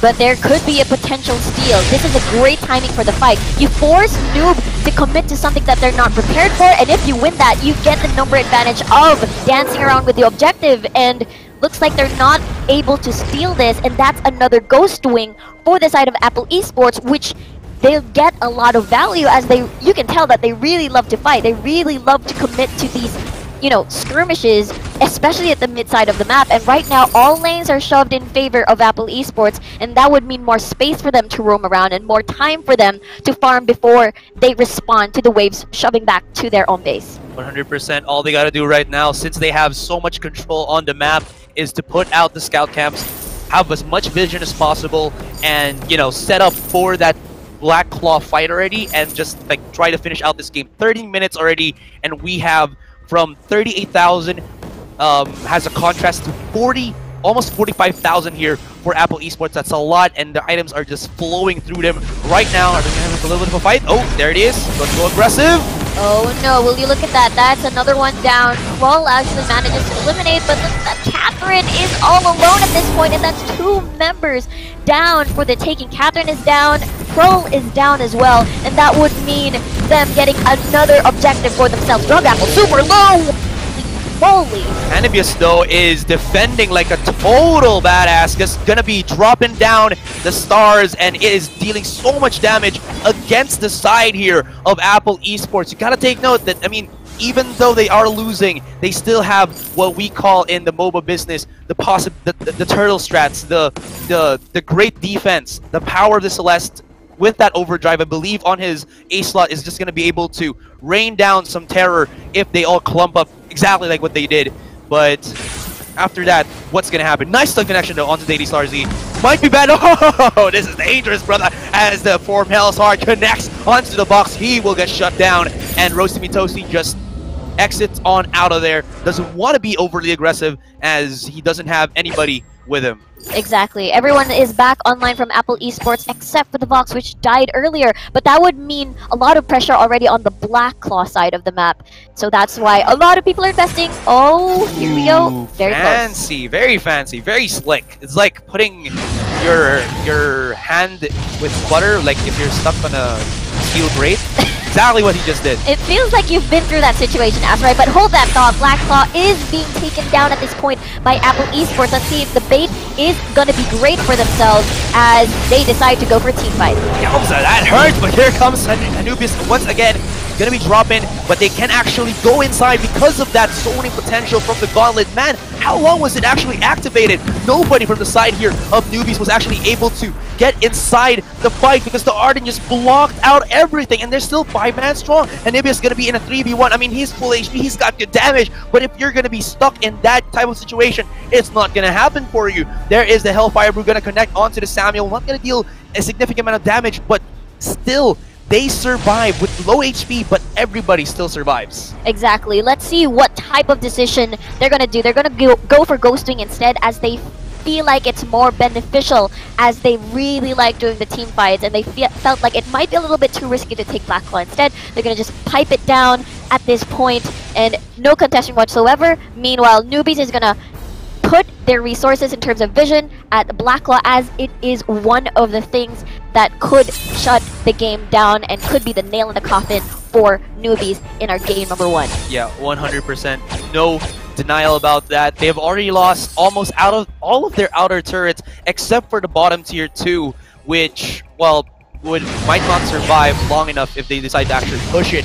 But as you can see, you're right. Exactly what they're doing right now is Apple Esports is trying to get as much control in that Black Claw area as possible, but a fight will ensue. Nice blockage onto that Blast Tremor, and nobody is just gonna say, well, this is just Apple Esports unleashed. Drug Apple should go down, but my goodness, this Arden is total MVP material for their roster. He has just given so much support for this squadron. Guilty Crown will go aggressive on this Ozo, dive in a little bit too over-aggressive here. He's going to be going 1v1, 1v3 situation. It's not going to happen. He's not going to be successful with that one, but the damage has been done. 2 for the price of 2, if I'm not mistaken, but still, the pressure, you can feel it coming outside of Apple Esports. Exactly, and they have a lot of time, but you can see that the damage is ramping up. You can see Ozo is trying his best to zone away the important carries from the side of Newbies, and at this point, they still want to protect Black Claw as much as they can. We've seen numerous fights for 5v5 here, where during the late game phases of the game, where you can turn things around, but oh no, Celeste is in deep trouble. She falls, Gauntlet being unleashed, Kroll, or Catherine rather, might be in trouble here. She's gonna try to run away, and she will be able to do so. But Drug Apple with the Rona, you know what they do. Just leap in and make as much happen as possible. Is the timing proper here for the troll? Will he be able to explode onto the box? It's not gonna be enough. Oblivion was there, but nobody got shut down. And this is just not how you do the dives. The ultimate, well, I would say counter-diving potential of Apple Esports is showing right now, and Newbies is trying their best to make something happen, but it's not successful for them. Exactly. I mean, they had a pretty good idea on how to shut down one of the problematic heroes on the side of Apple Esports, which was a cheeky flank coming from the Kroll, but it wasn't enough as there weren't any follow-up whatsoever. If 4 people dive on you, then it's not going to work for your team. And Gold lead, of course, is still a little bit close. They're starting. The Black Claw probably thought that perhaps the waves on the top side of the map has already been shoved, leaving the Vox to defend that second tier turret in the top lane. So that would mean they have to dance around the Black Claw. Newbies has to play around with this objective at this point. You can see Ringo is also split pushing as well. One of the things that I've noticed during the later phases of the game for 5v5 is that these prolonged skirmishes, prolonged team fights will really open up for some split push strategy. And uh-oh, Gelfire Is pretty tanky here. 3v1 situation. There is a special smite connection. No, it's not gonna happen. He's a bit too beefy for Newbies here to make anything, well, transpire from their side. And you know what? Maybe they will try to use this Black Claw. They know that they've seen the Ringo was at bottom side, but he can just immediately transfer there. You gotta remember that once he hits the upper portion of the river, his movement speed will be faster. So maybe that's something that, you know, Newbies here has to be careful about. And I think they just respect how much, I would say, AoE damage can also come out from this Vox. You know, the resonance is just really difficult to work with. Exactly, and especially the carries from both sides have already secured their CP and weapon buffs as well, so they're really prepared for the fight. The pokes is hurting, as you see Delfire at this point. We already mentioned how the analysts really brought out an important point that during the later phases of the game, you know, flare guns are really important, as you would really want to make sure that you're not going to face check, because these death brushes are possible, and Delfire almost fell for it. If it weren't for a four-man ambush, then he would probably be dead, but there was only 2 people at that brush, so they should really be careful at this point on how they're going to approach objectives. Hellfire Brew. Good damage, spin, nice stun for Vlad to actually stop Ozo from jumping in onto Hanibius. I think he really wanted to do so, but right now, as you can see, this is a 4-man stack for All-Star, or all Apple Esports rather, and this Rona is actually not joining onto the fight, not able to move. This might be an opening that Newbies can make something happen with. Deity Stars! Oh, from downtown, he shoots, he scores, and this could be the comeback mechanics from Newbie. They get themselves the 1, the 2, the 3, and Black Claw might actually be next. Who is left to try and steal this? Only the Ringo.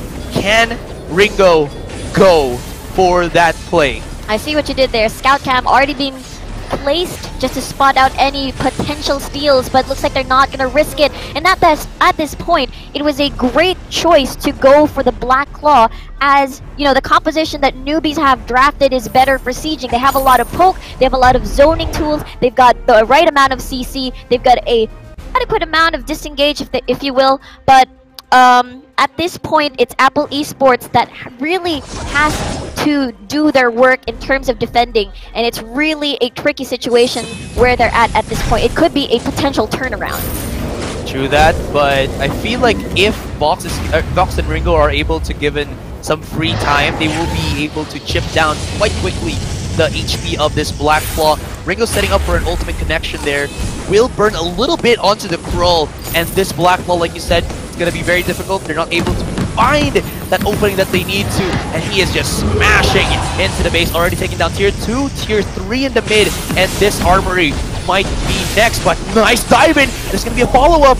This Ozo is making some stuff happen right now, and oh my goodness, still into the backline. Hanibius is very low in HP, but that Black Claw is allowing at least the members of Newbies to bleed into the base and keep Apple Esports on their toes, but it's not going to work. You have gone down, and okay, Armory did not follow through as well, but still, that was pretty freaking close. 10,000 gold lead, but at least with that, at least that turnaround play allowed something from newbies. Yeah. Exactly, and due to the fact that the waves are shoved in favor of newbies after that fight, it just means that they don't have time to push their lead as well. The 30 seconds or 12 seconds death timers is enough for them to get back into equal footing in terms of numbers when they are about to take an objective. At this point, you know, Black Claw is gone. Ghost Wing is one of those heat spot targets that they could play around with at this point. But again, teamfight prowess, I have to hand it to Apple Esports. They're very dive heavy, and I'm not sure if Oblivion has been used earlier as a zoning tool, not necessarily as something defensive. So I think that's one of the factors that the reason why they weren't able to, you know, defend against that heavy dive that Apple Esports has started earlier. But now they're pressing on with their lead, and Rona is split pushing at the bottom side of the map. It's gonna be much more difficult to actually try to make something happen against Apple Esports because Delphi was actually bought up a null wave gauntlet, meaning that, you know, the few form of engagements here for newbies might actually be shut down because of that null wave. Maybe like a Catherine stun or even the crawls from Hell's Heart might not even be used if Delphi's positioning is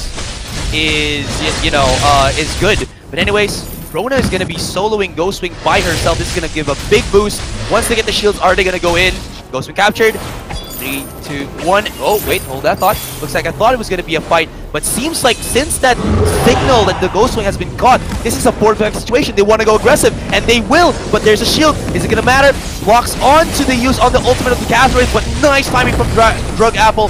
They do get a nice connection from Hanibius to actually connect onto all the members his ultimate, but it's really not gonna matter anymore as they are just gonna be able to do just that, destroy people left and right. One more, it's only gonna be Zaz alive, and are they gonna go for the dive, get that ace, beautiful ace, or will he be able to at least get away with his life? Seems like that's gonna be the case, but this top tier 3 is gonna be no more. Apple Esports making the 4v5 encounter work, and at this point it's all armories for the taking. Oh. And now the Vein Crystal is open for the taking. Congratulations to Apple Esports for winning that 25-minute match, Asarai. Normally we've mentioned we've got 16-minute matches, 18-minute matches, but this time around we've got a 25-minute match on our hands earlier. Yeah, I mean, it could be because, well, it wasn't really a one-sided fight, obviously, but then the team fight for both of these teams was kind of messy. Like, there was certain win conditions on when, if it's gonna be Apple Esports, they need to be able to dive correctly, and that's the easier execution. But then on newbie side, they had to protect. I'm assuming they had to protect Hanibius the most, but like, they weren't able to because he's just very easy to get caught out. It's a Celeste. There's no real, you know, mobility skill for him other than just clicking your boots and then, you know, you're good. Yes, exactly. Alright, so we're gonna transition this back onto Minimiter and Luxurious, so you beautiful guys, take it away. Thank you, Azurai and Riku. What a game! 25 minutes. That's certainly what I was expecting for 5v5. And yeah, it was, in the end, Apple Esports did manage to take the victory. But what do you think, Luxuria? What could Nibbies have done better in that game? Well, that was an impressive game coming out from both teams. To be quite honest, newbies almost seem like they have got a chance when Drug Apple on that Rona actually went off and did Rona things, and just leaving the team just going in for that 4v5. But ultimately, I really like the teleport boots actually picked up by Rona, just so he or she or Drug Apple can just quickly join the fight when the time calls for it. As for newbies, it was just down to that early game. We just saw so much pressure coming out from the side of Apple Esports, and we must commend the impressive support coming out from Delphi as well. And on top of that as well, the flare gun definitely came in really clutch at a lot of times. Just before team fights happen, just to scout out if there's a party brush anywhere on the rise. But there is one thing to talk about, it would be the team comp of both teams. From the side of newbies, the team comp generally just wants to poke out in the front lines and then afterwards go clean up. Whereas for the side of Apple Esports, what I realize is that the carries from newbies is just just takes them so much hard work to get onto Deity Stars or Roasty Me Toasties on the main carries. They have to deal with Guilty Crown and Drug Apple first, who are constantly on the front lines. And because they are so tanky, they've got so much lifesteal, it's so difficult to take them down. And thus, Apple Esports keep coming up on top in those team fights.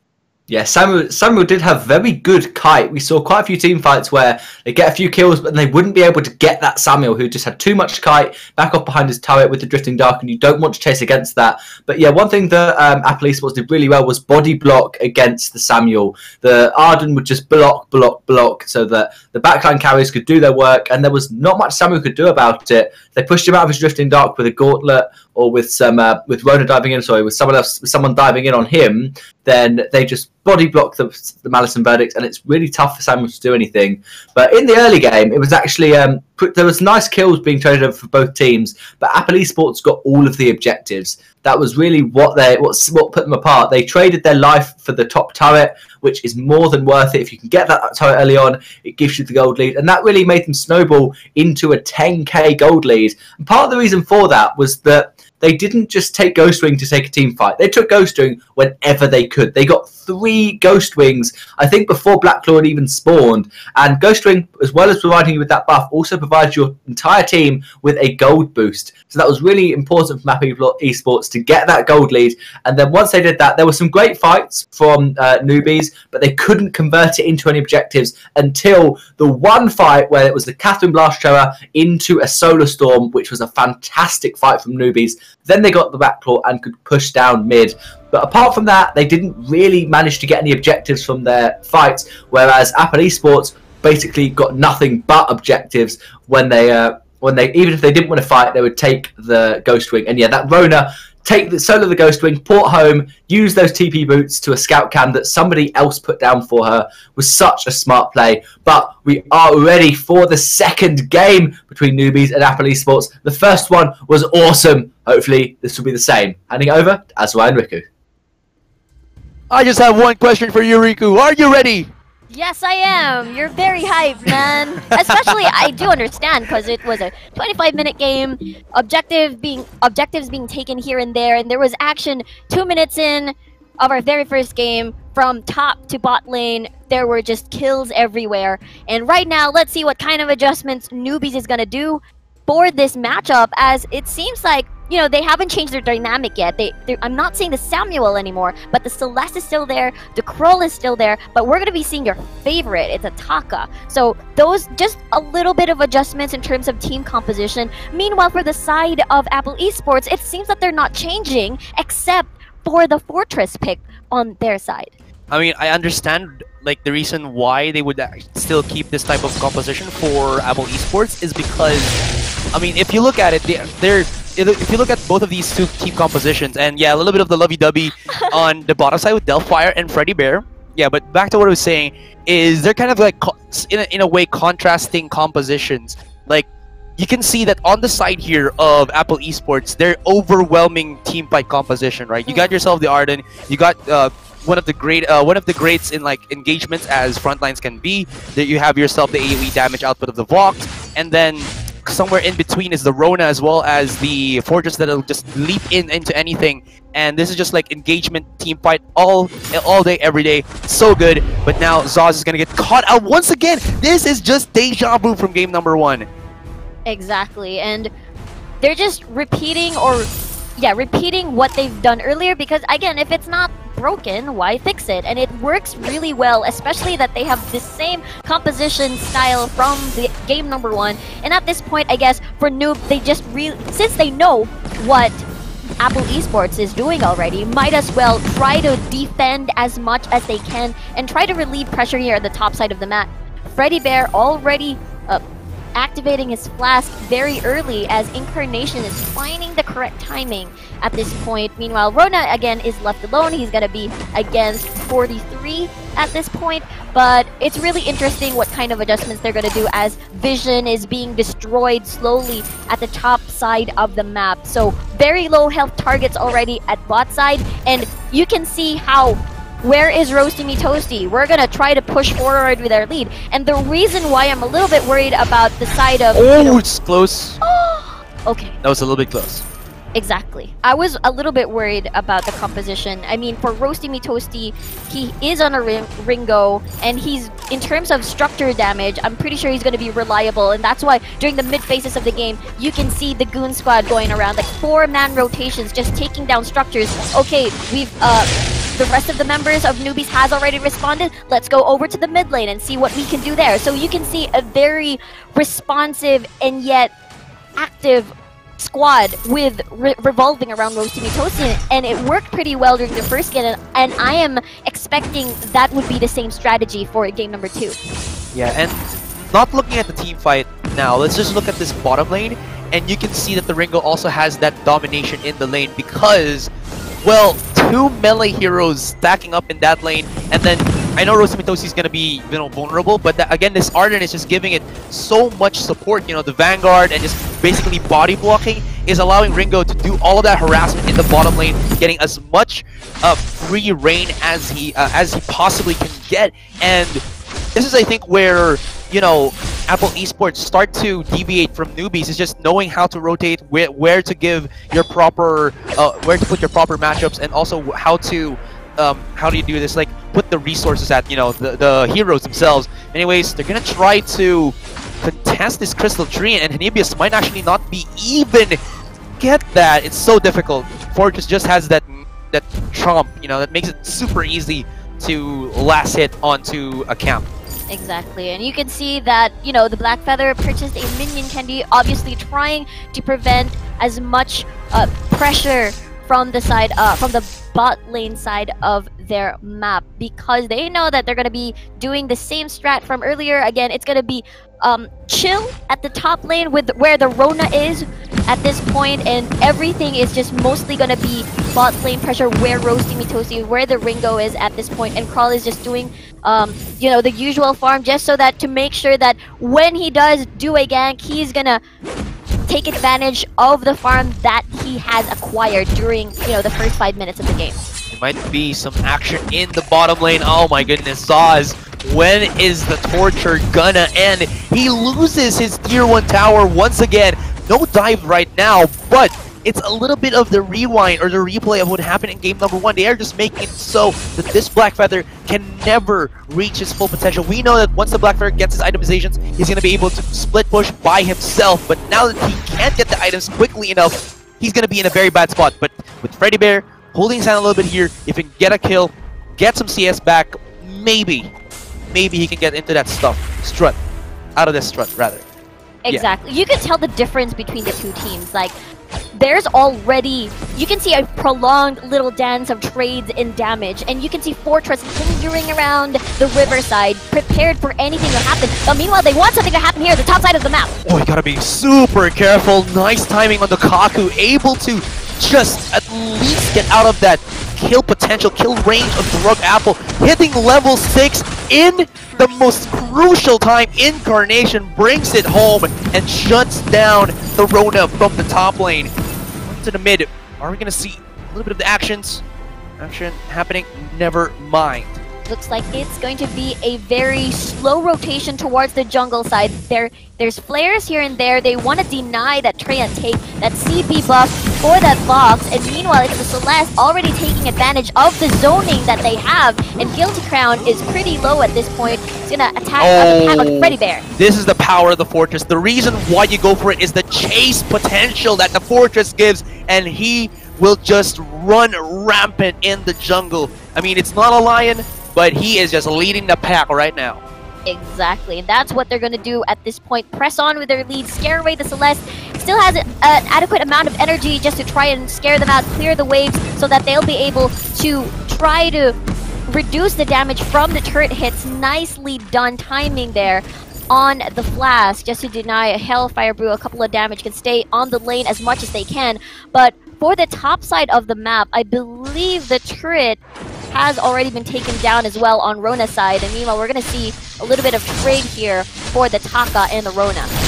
Yeah, I mean, Rona should be a bit careful now because, like you said, top tier 1 turret is already taken out, so she's going to be more susceptible to the ganking.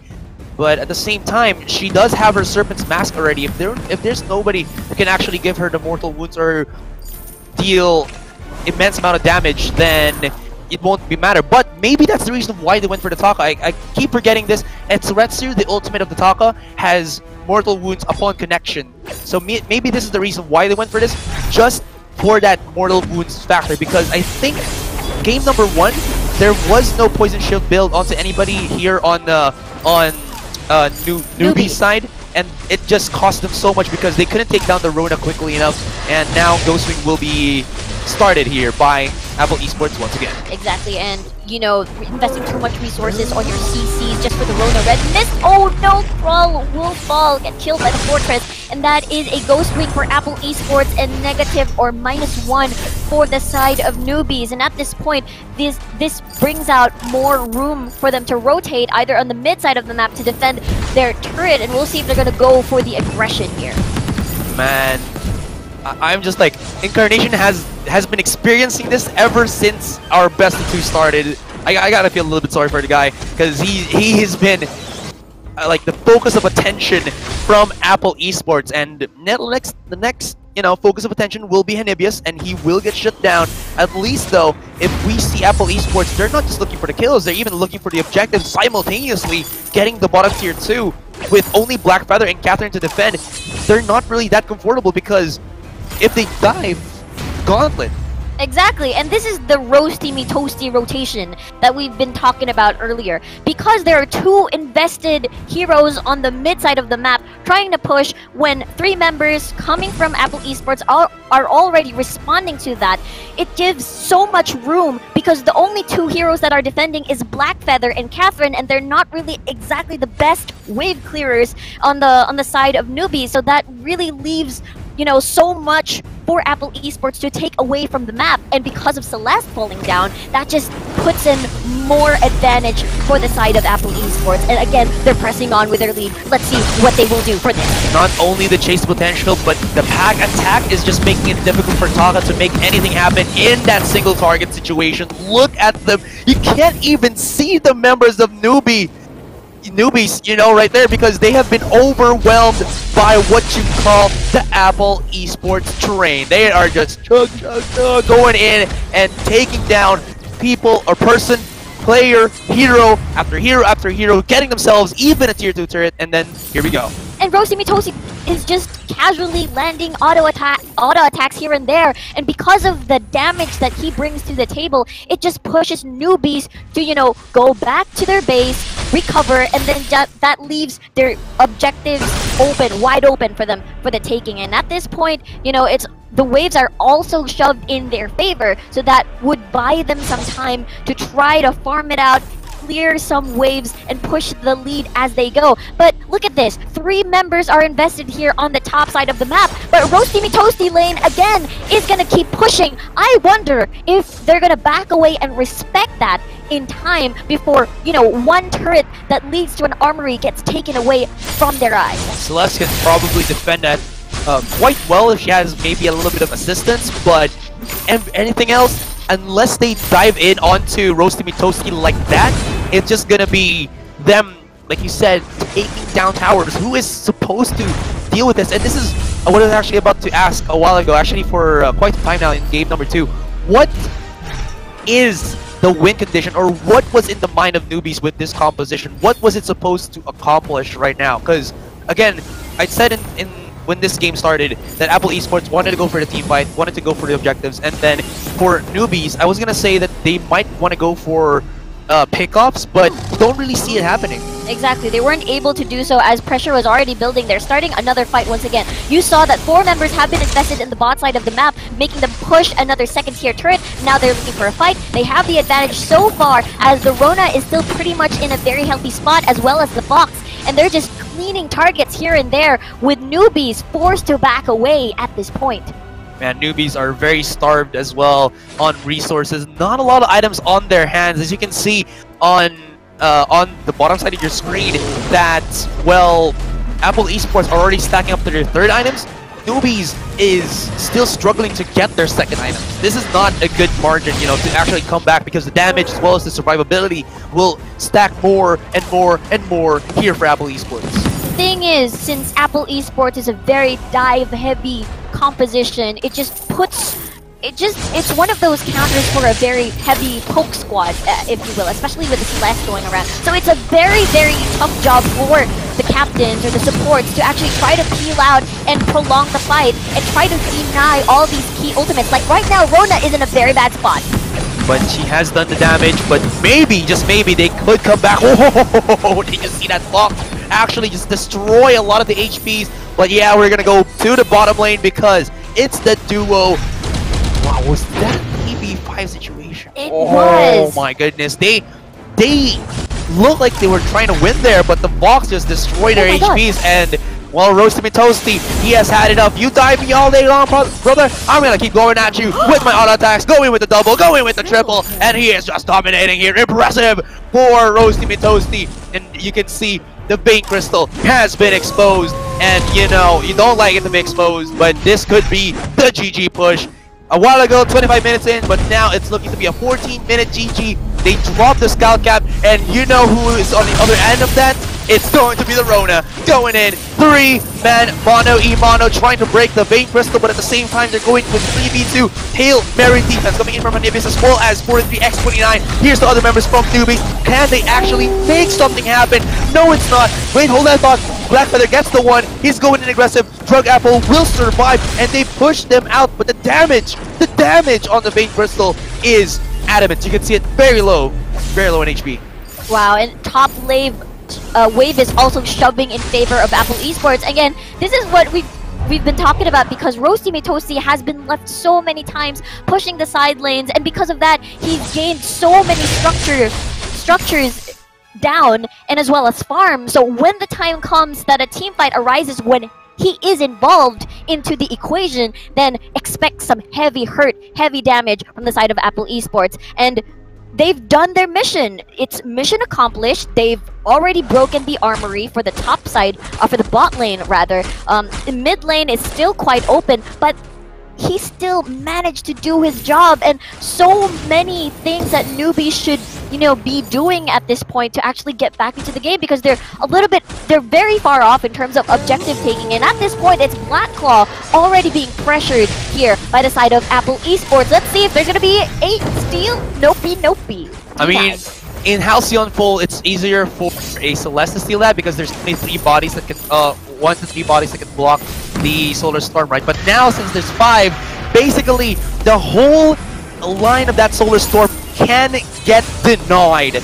But now, Blackclaw has been unleashed, and this could be the last fight! What is happening here? The Gathering has already been blown up! Next onto the Taka, and they set their eyes onto Incarnation, but he is trying to surf his way on out of there. Buddy, you are not in Panama or the beach or whatever, but now he's just gonna go to somewhere. Respawn timers are a bit too lengthy here for the members of newbies, and this could be it. It is definitely an Aserai, as Apple Esports with a very, new and improved, the same strat being done, but they executed it well, continued with the Roasty Me Toasty rotations, and it was GGWP. Yeah, like you said, rotations was just too good from Apple Esports, and the newbies could not follow through. It was just, I believe, like, the pace that they were setting themselves at was too much for newbies to actually try to match. And, well, you know what? We're just gonna give it to our analyst on the desk. So, yo, Minimiter, yo, Lasuria, guys, take it away. Thank you, Azurai and Riku. That was a much quicker game than the first one. About 10 minutes earlier that game finished, but fantastic plays from Apple Esports. They absolutely love to take objectives. Luxuria, what do you think of that game? And yo, Azurai, that game was just... I don't want to use the word at all that it was one-sided. I mean, they all stood a chance at a certain point in time. And especially that the 5v3, right? Newbies had the med advantage. Managed to clear all 3 members, but we saw Roasty and Delphi, the combo duo, just pushing down that bot lane so aggressively and into the enemy space, and there was no response whatsoever. When that actually happened, it was just a pure lure, and that was what I was talking about, Mini. before the game, before even the first game started, I was talking about split pushing and how important it is. And Apple Esports definitely show that they are one of the top teams out there. Split push. Yeah, before the game, you even said, so before the previous game, you said you'd like to see a Weapon Ringo split pushing down a lane. That's exactly what we saw Apple Esports do today. And also, you said that both teams were in it, and early on, they were. Early on, there were 2 kills and 2 turrets down in total. 1 kill on each team, 1 turret on each team. Gold, very even. The teams were very even. But then, once Ghostwing landed, Apple Esports, they just know when to take it, and they just take it. They love to take that Ghostwing, love to get the gold lead. And they really did just, without that many kills, without that much objective pressure, they got the gold lead because of that Ghostwing. And then from there, they just went off. Roasty played so well on that Ringo once, because obviously they lost the 5 versus 3 fight, and so he pushed the armory. He knew, okay, I probably should back off now, but somehow he just knew that not everyone would port home, because he knew that only a couple of people were going to go and try and stop him. So he just killed them, and then everyone else has to port home because they nearly lost the game. Rona once again tried the teleport boot strat. Someone else put a scout cam down for her. She teleported to it, and it nearly worked. They nearly won the game off it, but in the end, all 5 members of Newbies were up and were trying to defend that Vein Crystal. So they had to get another fight and had to win off that. Yep. I mean, looking at what happened, what transpired in that particular game, in this particular game between Apple Esports and Newbies, something just came to me. It's that incarnation on this crew. You just need to put a lot of pressure. If you notice that they are going for the double split push, then you should have just went in, aggressively in that early game, just counter that push, not against that lane, but in another lane itself. And of course, 43 times 29 VN on that Tarka definitely tried to do it. I mean, he tried his bestest. Best. In putting a Tarka in lane, granted, you get a lot more gold as compared to when you place a Tarka in jungle, but you just do not have that presence like that of Ringo, where you can just counter push another lane, so on and so forth. And it is just, once again, although Delphire and Roasty Toasty were just so concentrated on just pushing down that lane, the rest of Apple Esports, they knew what they were doing. They were just the lure. They just knew that if they just stall them enough and that armory goes down, they have a high chance to win that game. And talking about gold swing as well, it's 300 gold to a player each. So that is definitely a very good gold lead. So, it is recommended for every player, if you have the chance, to just immediately score the gold swing and just gain that 1.5 thousand gold lead for your team. Yeah, it's definitely good for Apple Esports to know that they should be doing it, and they can know the timing, because obviously it's really tough. If you just start Ghostwing without the right vision, then you have no idea if it's going to be stolen or you're going to lose the fight. But that is it for the second game. 2-0 in the end to Apple Esports over Newbies. Don't go anywhere. When we come back, Renegades against Elite.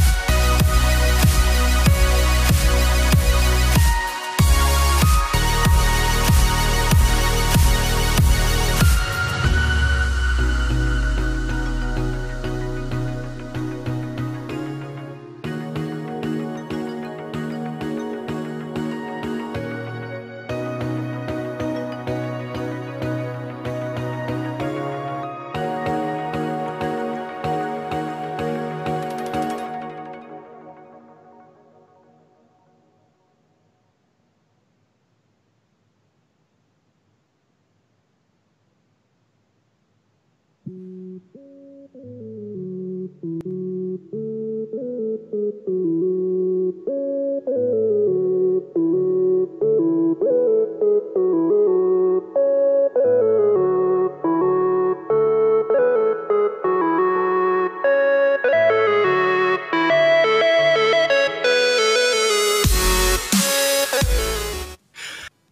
ladies and gents. Welcome back to the Vainglory show match in Southeast Asia. My name is Minimiter, and joining me to talk about this final game, I've got Luxuria.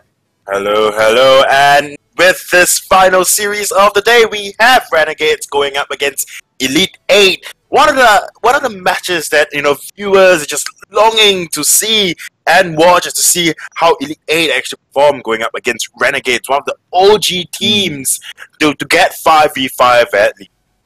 Yeah, Renegades unbeaten so far in these show matches, won 4 out of 4. Only in one game did they actually lose a turret, and that was against Elite 8. So hopefully Elite 8 are gonna. So that was against Boom Esports ID last week. And so I think that Elite 8 have had a lot of practice in 5v5. They played in 2 separate games last week. So I really think that they'll be looking to bring a fight to Renegades. Hopefully they have a strategy, they have a plan prepared to try and counter, because they know what Renegades are going to do. They're going to focus on the objectives, take the turrets, and you have to try and be ready for that. Have to either have heroes that can push waves so that Renegades won't get those turrets early on, or you have to be trying to put multiple heroes in a lane, try and win that lane, so even if you're losing somewhere else, you get something in return as opposed to just losing and not gaining anything.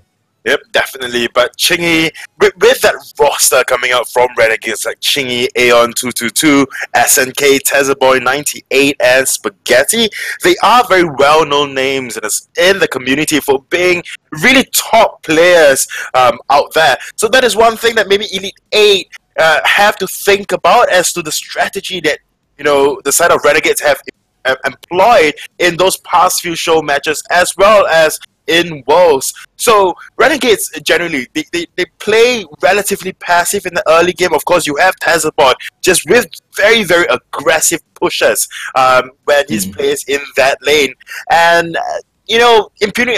Sorry, not impunity, but Elite 8 might just have an answer to that. But we will have to see. Yeah, I think that Elite 8 have to make sure that they know their comp, they're happy with what they're playing, and they make sure that they don't just make the mistakes that we've seen other teams make, which is letting those split pushes happen. Because in the previous game, we saw lots of split pushing by the Wingo down the bot lane. Make sure that you don't get caught up fighting. Even if you've got an advantage, you're like, great, we're 5v3, let's go, let's fight, let's push this. Maybe that's exactly what the other team wanted you to do.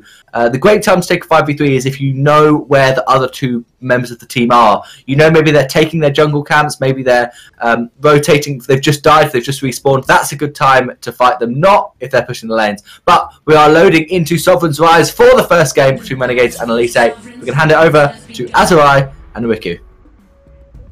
Yeah, you better hand it over, man, because I want to cast this game. Renegades versus Elite 8, something I've been looking forward to ever since I was a little boy, but nah, just kidding. Anyways, guys, once again, my name is Azurai. Of course, here with me now is Riku, yes sirree, and I'm really excited, same as Azurai, same as everybody else watching the stream right now. It's Elite 8 versus Renegades, and I've watched Elite 8. They're really the type of team that is very well versed in trading objectives. If the enemy squad is taking an objective somewhere around the map, they make sure that they're not losing or not not moving at all. So at this point, both of these sides are very well versed as well on the split push strategy here for 5v5 at Sovereign's Rise, and I'm really excited to see what types of counter that they're going to do in terms of dynamics as well as the composition that they've drafted here as well. And as you can see, there's a lot of attempts every time when we start a 5v5 match to get a CP buff at the early stages of the game, despite, everybody has vision, everybody is capable of taking away objectives from, before, the match even begins in terms of like one minute or 2 minute start. So we'll see what they have to offer at this point. So I'm just gonna put a little bit of similarity to the composition of Renegades to what Newbies did on the previous set. This type of composition has good amount of damage, 100%, but the other thing that you have to be very careful about is because never mind, I'm just gonna go to the fight. It seems like Jaegers might be in a very bad spot here, but Creation will make some space. Nice of connections. Will not push or pull him back. But anyways, just to quickly finish what I wanted to say. Come on, guys. They're gonna start this a little bit explosive into the mid lane, and Spaghetti and SNK taking quite a bit of damage. Ooh, look at that snipes, man. If only one more tick. Spaghetti is placing himself around these creeps, making sure that the Malice and Verdict cannot hit, but looking into the sidelines. Oh, they're looking deadly at this one. Anime Save Me, called to be the ace of Elite 8, is making his way to the mid, but they know what is up. And, oh my goodness, Chingy! Chingy, what are you doing? Oh, he runs! And he will not be able to escape. He goes down, and Jaegers still battering out Malice and Verdict, and that's gonna almost, like a hair or a breath. Yeah, almost kill Spaghetti there. I mean, I think there was a little bit of a communication issue there, as, you know, Chingy wanted to take advantage of the rest of the members from Elite 8, that they were in the mid lane quite extended, but RNG Renegades felt like perhaps maybe there's a, you know, glaive roaming around the side, and they placed the scout cam, and their feelings were right. They had the correct thought, but then Chingy still went in. That's why they had to suffer from the mistake, but you know what? It's fine. They still managed to even it out at this point. That's 1 for 1, and managed to eliminate the Samuel right there. Just see him just explode from that one. They just see him just explode. Crazy rotations already coming from both of these teams. Renegades were the team that we saw in the previous weeks to show how early game rotations can really give you the advantage, and it seems like Elite 8, knowing that this has already happened to them before, they just want to keep the pace rolling. They want to match how RNG are going to be playing this game, and they're trying to do so, and they got the first blood, which is amazing. 200 advantage though, 2 Renegades, but still, that fight has just begun. You can see the difference in types of the movements and priorities here. Like, there's a constant variable that you put in 5v5. Okay, Ghost Wing is there, and certain objectives really become that dictates how the teams move, but at this point, it's where the key players are at this point that dictates what types of rotations. Like, for example, in the previous game, we saw a lot of pressure at Roasty Me Toasty's lane, but now at this point, all the action seems to really synchronize here in the mid side of the map, which is one of our favorite players here, which is Spaghetti here on the Celeste, as of course you are really going to be threatened once, you know, the late game comes, once the mid game comes, as, you know, Spaghetti is really one of those players that utilizes Celeste to its full potential. Yeah, Spaghetti, one of those fan favorites, but now he might actually be in a little bit of trouble, as Creation created a little bit of that opening in the mid. Nice love tap stun, and allowing Jaegers to have the easiest time of his life to just chug out the Malice and Verdict, and it will be all good.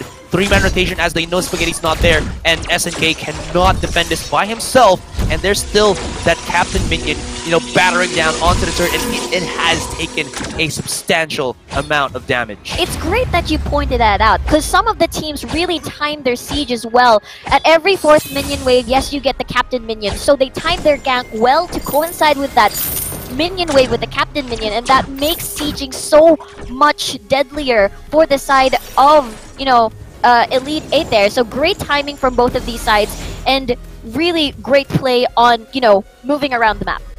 Chingy is almost level 6, around 40-60% more before he reaches that, and once he does, this is when I think Renegades will be trying to become even more explosive than they already are. From Hellstart is such a good initiation tool, especially when you don't have a reflex block. You're gonna go to try to make the dive, but it seems like Elite 8 were all primed and ready for that one. Aeon's gonna take quite a bit of damage here. 4-man rotation coming out from Elite 8. They don't want anything to do with Renegade. They spot the 1-man. They try to take him down, but looks like Chingy does have some ability in his backbone. Ooh. And SNK able to actually pull in the members, giving him some breathing space, and he goes out with by the skin of his teeth. Topside though, Tesla Boy has been having some difficulty with Official Hind.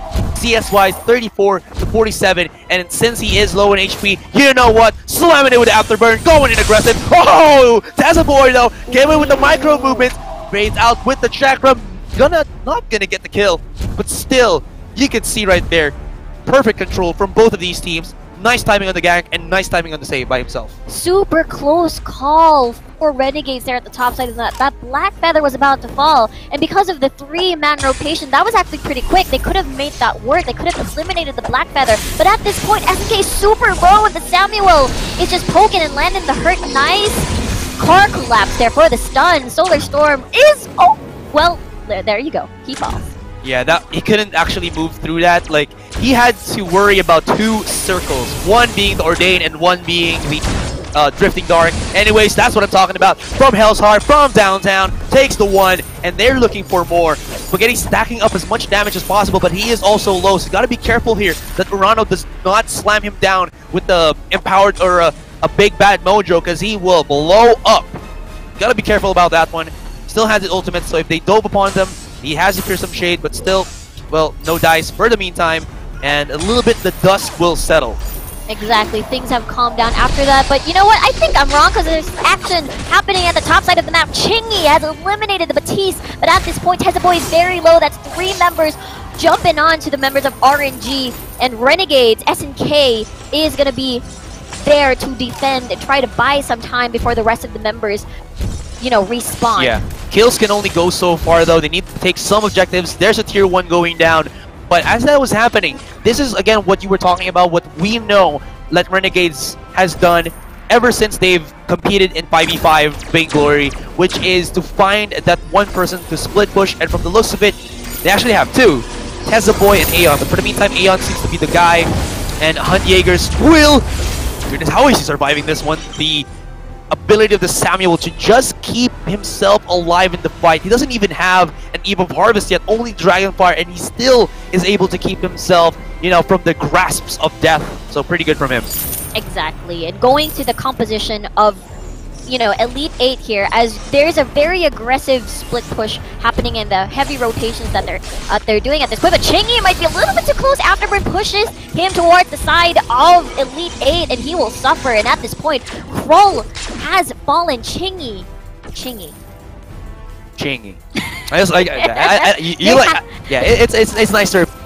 There has to be like the 3rd time you say his name. Yeah, something. exactly. In any case, these kills and that 1 turret in the top lane allowed them to have a little bit of an advantage here. But as you can see, advantage can only go so far. They want to keep rolling the dice, get some spice. Oh wait, hold that thought. He's going to go for the background, but the shields for Official Highness still there. Does he survive? How does he survive? This Tezaboy is still alive. Going into the bottom lane, Urano will be in a 2v1 situation against Aeon, but Aeon got the items already. Going in aggressive onto Urano, puts out the fearsome shade. But he actually, did he sidestep that? It looked like he sidestepped it. But anyways, drops in on the Ordain, trying to keep Aeon on his toes.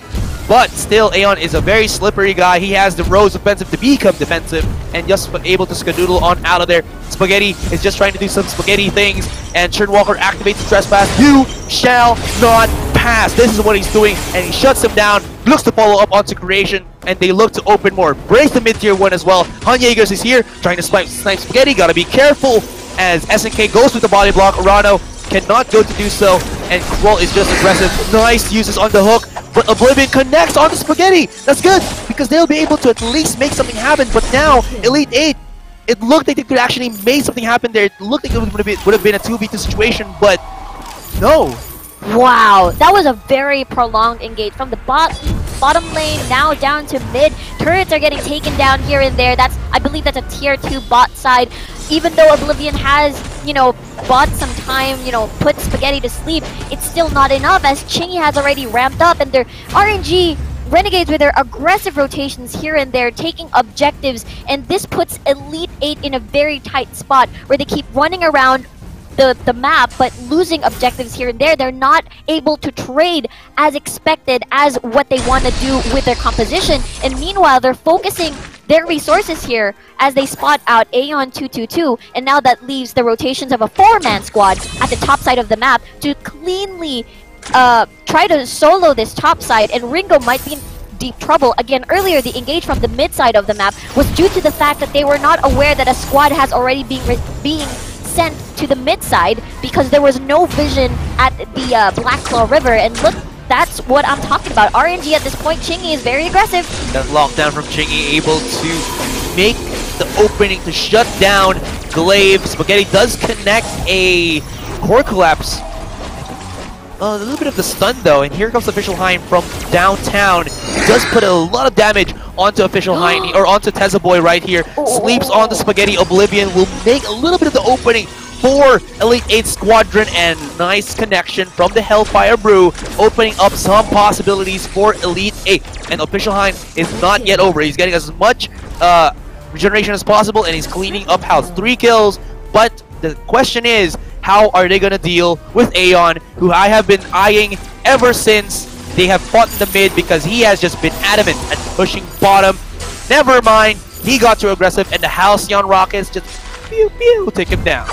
And with that said, pew pew pew, at this point, Ghostwing is being taken by Elite 8. Solar Storm was not able to steal. A little bit too dramatic. I actually thought they were able to steal that, but Samuel manages to secure. But you can see how painful Samuel is as long as he's provided with the right protection and the right positioning, and that's something that, you know, Renegades is going to respect during the next few fights, especially at 12 or 13 minutes in. The ramp of his damage is just really crucial at this point in making, you know, Elite 8's composition to work. And we saw earlier the reason why they keep sending out Batiste to defend against the Black Panther, because he has a really good amount of, you know, wave clear. He has the Ordain, he has the Fearsome Shade for the disengage, and I'm not quite sure if that's going to be enough. And in time, if they leave Aeon 222 to keep doing what he's doing, then eventually, perhaps,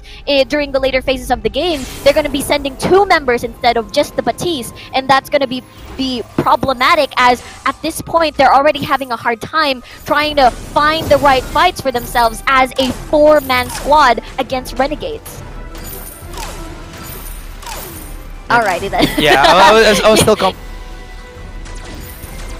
yeah, they're gonna have such a difficult time because nobody is gonna be able to duel against Aeon. Even Glaive at some extent is good in damage, but unless they're able to catch out Aeon, you know, with what he's doing, it's not really gonna happen for Elite 8. The best that they can do is to maybe put more people against Aeon and to have somebody try to clear out the waves here, but I don't know, they don't have the best of wave clears, I would say, but now the fight has broken out. It's gonna be a catch-off here. Spaghetti does put quite a bit of damage using that Solar Storm. There was the Blast Tremor activated as well. That's gonna silence a couple of members here of Elite 8.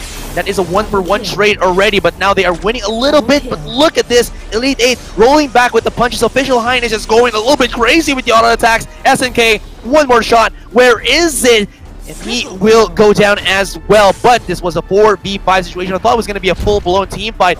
Tezza Boy, like I said, Tezza Boy and Aeon gonna be the split pushers for Renegades. There's so many split pushers for the side of Renegades, is that they could just keep doing this sort of thing where they play around objectives, try to bait out a team fight. And there's a Shimmer Strike. I'm not quite sure if he's gonna survive, as the Afterburn is just gonna explode them towards the wall. But again, they managed to be alive and back online in time so as to get the trade in. Okay, they lost a second tier mid turret, but at the cost of a third tier near the armory, I'm sure that's pretty worth, especially that was just the Idris being sent down. But meanwhile, they have no idea that this is happening right now, that the Black Claw is being taken, and they prioritize Ghostwing more. They have no vision whatsoever. They do have a scout camp right there on the brush, but oh, they decide to push instead. are they gonna go for a base race? Because right now, there is only one mid turret left, that is the mid tier 3, and everybody from Renegades here have actually ported back to the base except for Aeon. And I don't know, did they really allow that? I thought they were gonna go for like a base race or something, but doesn't seem to be the case, and we're gonna have a little bit of a tussle into the mid side as the Black Law will start going to work to town, spewing her flames into that mid tier 3 from Hell's Heart. Will not actually connect. It boomerangs back into Chingy, and they will try to chase them down. Beautiful use on that divide to just be, or rather on that Fearsome Shade to divide the members here of Renegades, and they have to take note that that Black Claw is still healthy and running. They do take 2 members already down on Elite 8's side, and this is going to allow them to put their sights back on the Black Claw. Aeon, I thought he was captured in bottom lane, but it seems like he will at least survive and escape to fight for another day. Renegades putting the trust on Aeon22 to juggle 2 people at that bottom lane, and I'm really impressed. I mean, they managed to fight it out, but they did lose an armory turret there on the mid side of the map. So we'll see what kind of rotations or decision or strategy they're gonna do as Ghostwing is back online. They're already trying to chip it down to a good amount of health as 3 members are just standing around at this point, and 2 members, Samuel and Ringo, have yet to join the squad. Here's some shade. Creation goes in. It gets blocked. Ultimate will not actually have any impact. And oh my goodness, they net themselves Honey Jaegers, and he eats a whole chunk of pellets from that Solar Storm. And Urano as well as Anime Save Me, all they can do right now is to basically collapse and just retreat for the meantime, because Official Hein wasn't even in that fight. He wasn't able to give the assistance that he needs to, and I mean, there was no chance they were gonna able to make something open up for themselves as Renegades try to get that Ghost Wing. Never mind. Churn Walker, played by SNK, the man, able to connect and even hook in some kills for their team. I'm amazed by SNK and Spaghetti's synergy here. The tug to the heliogenesis and the core collapses are just beautiful to look at, but Chingy is in the middle of it all. He's just trying to finish the objective. The armory is what you're seeing at this point that's being taken down, and he doesn't care. He's fine at this point because he knows that the rest of the members are just right behind from Hell's Heart, already being used to stun Creation. He just explodes at this point, and now armory after armory being slowly taken down to bits. And at this point, there's two members down for the side of Elite 8, and right now they're just storming the base. Chingy was able to survive for so long, even at the lowest amounts of HP. SNK will go aggressive, tug in Urano here, and put him in the kill zone of Spaghetti. Blocks the core collapse, but it might be just a little bit too late, as that Crystal Vein is exposed. But I'll hold my thought for the meantime, because Samuel, as well as this Batiste, is actually pushing them back. But like you said, top armory, mid armory down, and it's not looking good. Very grim here for Elite 8. Exactly. All the waves are shoved in favor of Renegade. Oh my goodness, what was that? Activating the use on the Chakram after that use on the Solar Storm. Silence onto Tezaboy, and he survives with the Sliver. They might actually even net themselves Spaghetti right here as he gets stunned by Creation. Connects onto Official Hein, but he did get his shot off, so Spaghetti will not survive. Tezaboy trying to run away. He'll be able to pour it back into base, as Glaive is gonna have a very difficult time trying to find him. Yeah, decides to go for the weapon power buff instead. And it was a good call to be patient. Renegades could have finished the match, but then at this point they decide, you know what, let's not take the risk. Let's not try to bait it out and maybe try to split push. It's fine, we can take our time. We've taken down practically 2 armories already. And at this point, you can see Official Hein very low, a very juicy target for Renegades at this point. And there's SNK tugging in the Catherine. Let's see if they're able to finish off the target being pushed towards Creation. There's the block coming in from the Catherine. Nice fearsome shade just for disengage, but we'll see what they're gonna do afterwards. Looks like it's gonna be a 5-man stack already, or a 5-man group up for Renegades. They spot out SNK, but he's a bit too tanky already. And, well, he will just absorb all the damage. Oh, Chingy was just looking for the silence right there. Oblivion will connect. It was blocked out a little bit, but it doesn't really do anything at all. And at the same time, they try to get the Black Claw. Anime Saving goes in with the maybe Hero Steal, but it's not really gonna matter now, is it? Woo! That Solar Storm came from out of nowhere and almost shut down Creation. So this is just members of Elite 8 dropping down left and right, core collapse to shut down the mobility of Batiste, or actually not mobility, but how he's actually trying to position himself in the fight. And Spaghetti, with that insane range, is just trying to connect time and time again against Hun Jaegers, but Hun Jaegers will not bow down, putting out the Malice System verdict.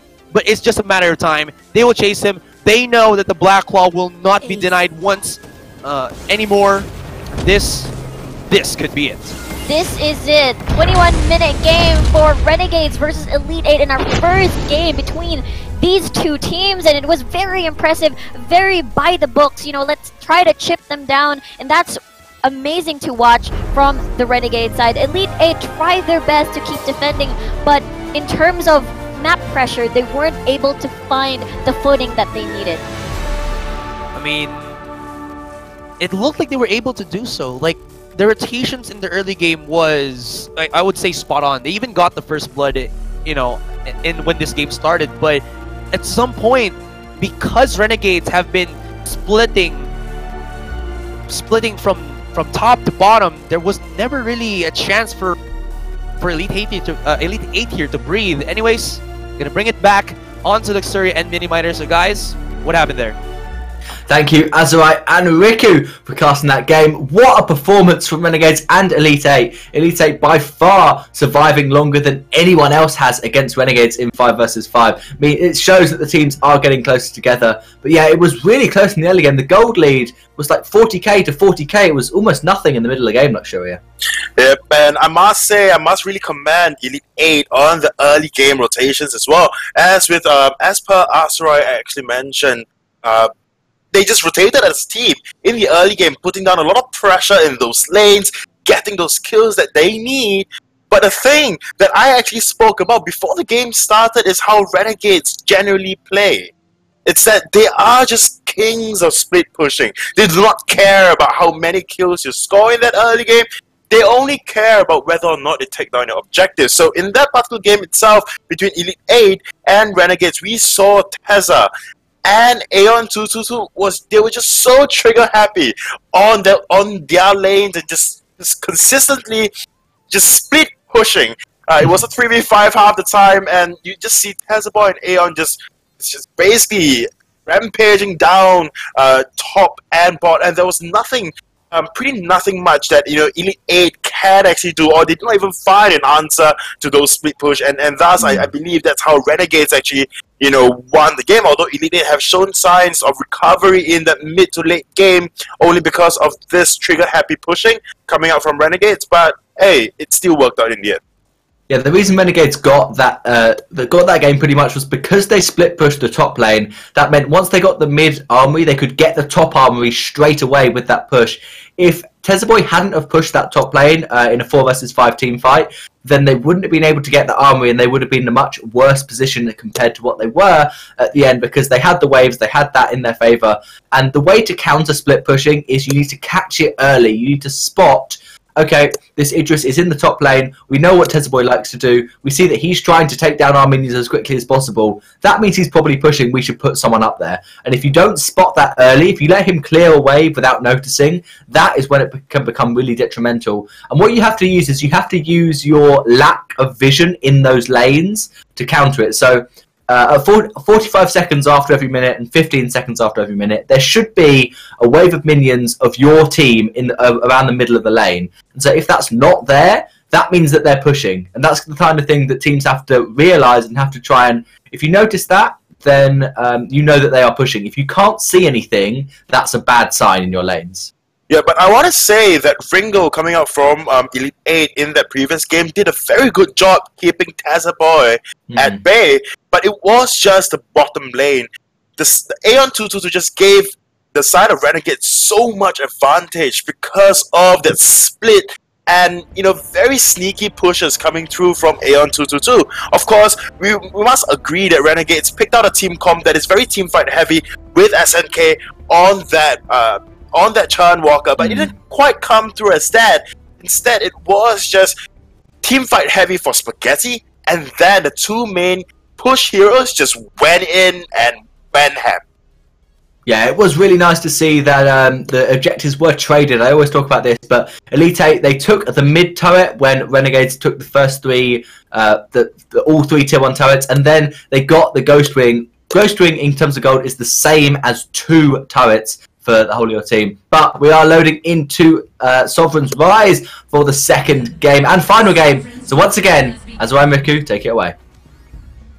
Thank you for that introduction, and well, we won't introduce ourselves anymore, as it seems like Elite 8 and Renegades are ready to fight once again in the Rise. Very, very excited about this, as Aeon 222 will be the one on the Celeste, and Spaghetti on the Gwen. SNK is gonna probably not face check anymore. He's gonna rethink his decisions later on, but that's a party brush, that's a death brush that has been commonly used, especially that during the early phases of the game, you would really want to lay down those scout cams to know where and when your opponent is going to do an attempt for a Aeon 222 very low. He isn't locked down by Jaeger, so there will be no additional damage from him. And you can see Chingy just trying to go left and right so that he can actually body block some of the damage. But because they have forfeited a lot of their HPs here, that's going to allow even more freedom for Elite 8 to actually harass Renegades. And because of the 5-man party brush, Idris is quick to his toes and immediately tries to steal a camp coming from the side of the bottom lane of Elite 8. So as you can see there, they're really quick on what types of certain situations they could do in terms of, like, there's a plan A, there's a plan B. Afterburn being used, Uranophobia very low at this point, but looks like he'll survive for now. But again, these teams have already like a plan in mind in the books. Like, for example, if enemy team does this, okay, we have a set plan on what we should do and where we should go in the map, especially during the early phases of the game where it dictates what was going to happen during the mid phases, as Creation is just going to stall that one out. He is safe for now. So having this fortress actually counters out a little bit of the healing from Creation, because I believe the B slot has to a certain extent mortal wounds. So at least someone who is inside the Imperial Sigil might not get the full amount of HP, but Jaeger's should go down. He's already used his Surrey Strike, and it's still on a 13-second cooldown, and he'll just have to go back to the grave and get back on that drawing board. As who did get the first blood, it's going to be the Fortress. That timing is perfect. Okay, Aeon 222, try as best as you can to try and bait out certain skills, especially the mobility skills. And Chingy is right on the timing, as, you know, Aeon 222 super low. Nicely done by the Taka. Enemy Save Me is gonna get hurt by the turrets, and Chingy just gets the revenge kill. Not sure what happened there. He actually doubled back a little bit. Maybe he was waiting for something, or just trying to maybe micro his way with his fight against Chingy, but it didn't really happen. That he did had to lose his life, but still does shut down on, I believe that was Aeon, bottom lane wise. But he's in a 2v2 matchup. Teza Boy here, right? So they're just gonna try to out-sustain Samuel and Lyra, but not gonna happen. SNK though looks like he wanted to go aggressive, but that scout cap will make sure that nobody else will follow up aside from SNK. This is a very good adjustment from Elite 8. They have invested Creation with Official Hind, make them stay put in the lane, pressure Teza Boy, which forces SNK to focus and relieve pressure on the bot side of the map instead of putting it, you know, at least there is still Chingy, but at this point SNK is being, you know, assigned here on the bot side of the map. Aeon 222 with that river buff is gonna try and make something happen here, as they are gonna do a gank here, 4-man gank on this side. Trying to chip down as much as possible. Nice connection onto the core collapse, and that's gonna be an easy kill for Renegades. Correction, 2-man gank. My bad. Yeah. It's alright, it's alright. Quick maths. Enemy saved me though. Thought he wanted to make maybe a quick rotation there. Kaku activated. Maybe one can dive up onto Aeon, but this could be bad because SNK can actually make some damage right there. But he will set his sights onto Jaeger's, and he goes down. A little bit worried about what happened there. He could have actually just went down and helped out his comrades, but in the end, it should be enemy saving to go down because Teza Boy is right here. He doesn't have any more energy. One more shot. SNK right at the precipice of just dropping in a bad mojo, but Official Hind with that Captain Wave will actually give Enemy Save Me the ability to escape, but Chingy in the mid lane is just gnawing on this mid-tier 1. These timings, they really time it well with the Captain minion, just to make sure that they manage to fully use the wave to its full potential in terms of sieging. And that's the Renegade strategy, and I'm seeing, which is we've witnessed during the previous game. And at this point, you know, bot side is chill for now. Ranophobia versus Spaghetti, but SNK very low. Even through all of that, the target was enough. The added target damage is so good for Jaeger's, and he is masterfully using it, microing it, and with the help of Creation, not really too afraid of the pellets being dropped down by Aeon, so you can at least heal up with your Imperial Sigil. Spaghetti's looking to actually counter up, and he's already level 6. Ace is high. One more shot, and he claims himself a victory. Attack of the Pack activated here by the Fortress, but I mean, it's just gonna give more and more additional kills for Renegades. 3 kills already, 2,000 gold lead against Elite 8, and not looking to actually finish up. Oh my goodness! He made a mistake there. That could have been Aeon walking away, still alive. It doesn't matter though with that kill. They are still able to push this turret down, and I'm pretty sure Renegades is happy to give away a kill in exchange for a turret. They're fine with that. They're the perfect, they're the team that really focuses on these types of structures. And at this point, the quick rotations, Chingy is just all over the place from top, mid, and now down to bot, just to relieve pressure, just to make sure that Official Hein backs away and respects this, and Creation is just going to join him shortly. Chingy, I mean, he can play the one-man army, but he really needs an army behind him. But Tesla Boy is going to fill that role, if only for a second. He's actually rotated back into the lane. Chingy just gets away from that one, maybe just trying to save the bottom tier 1.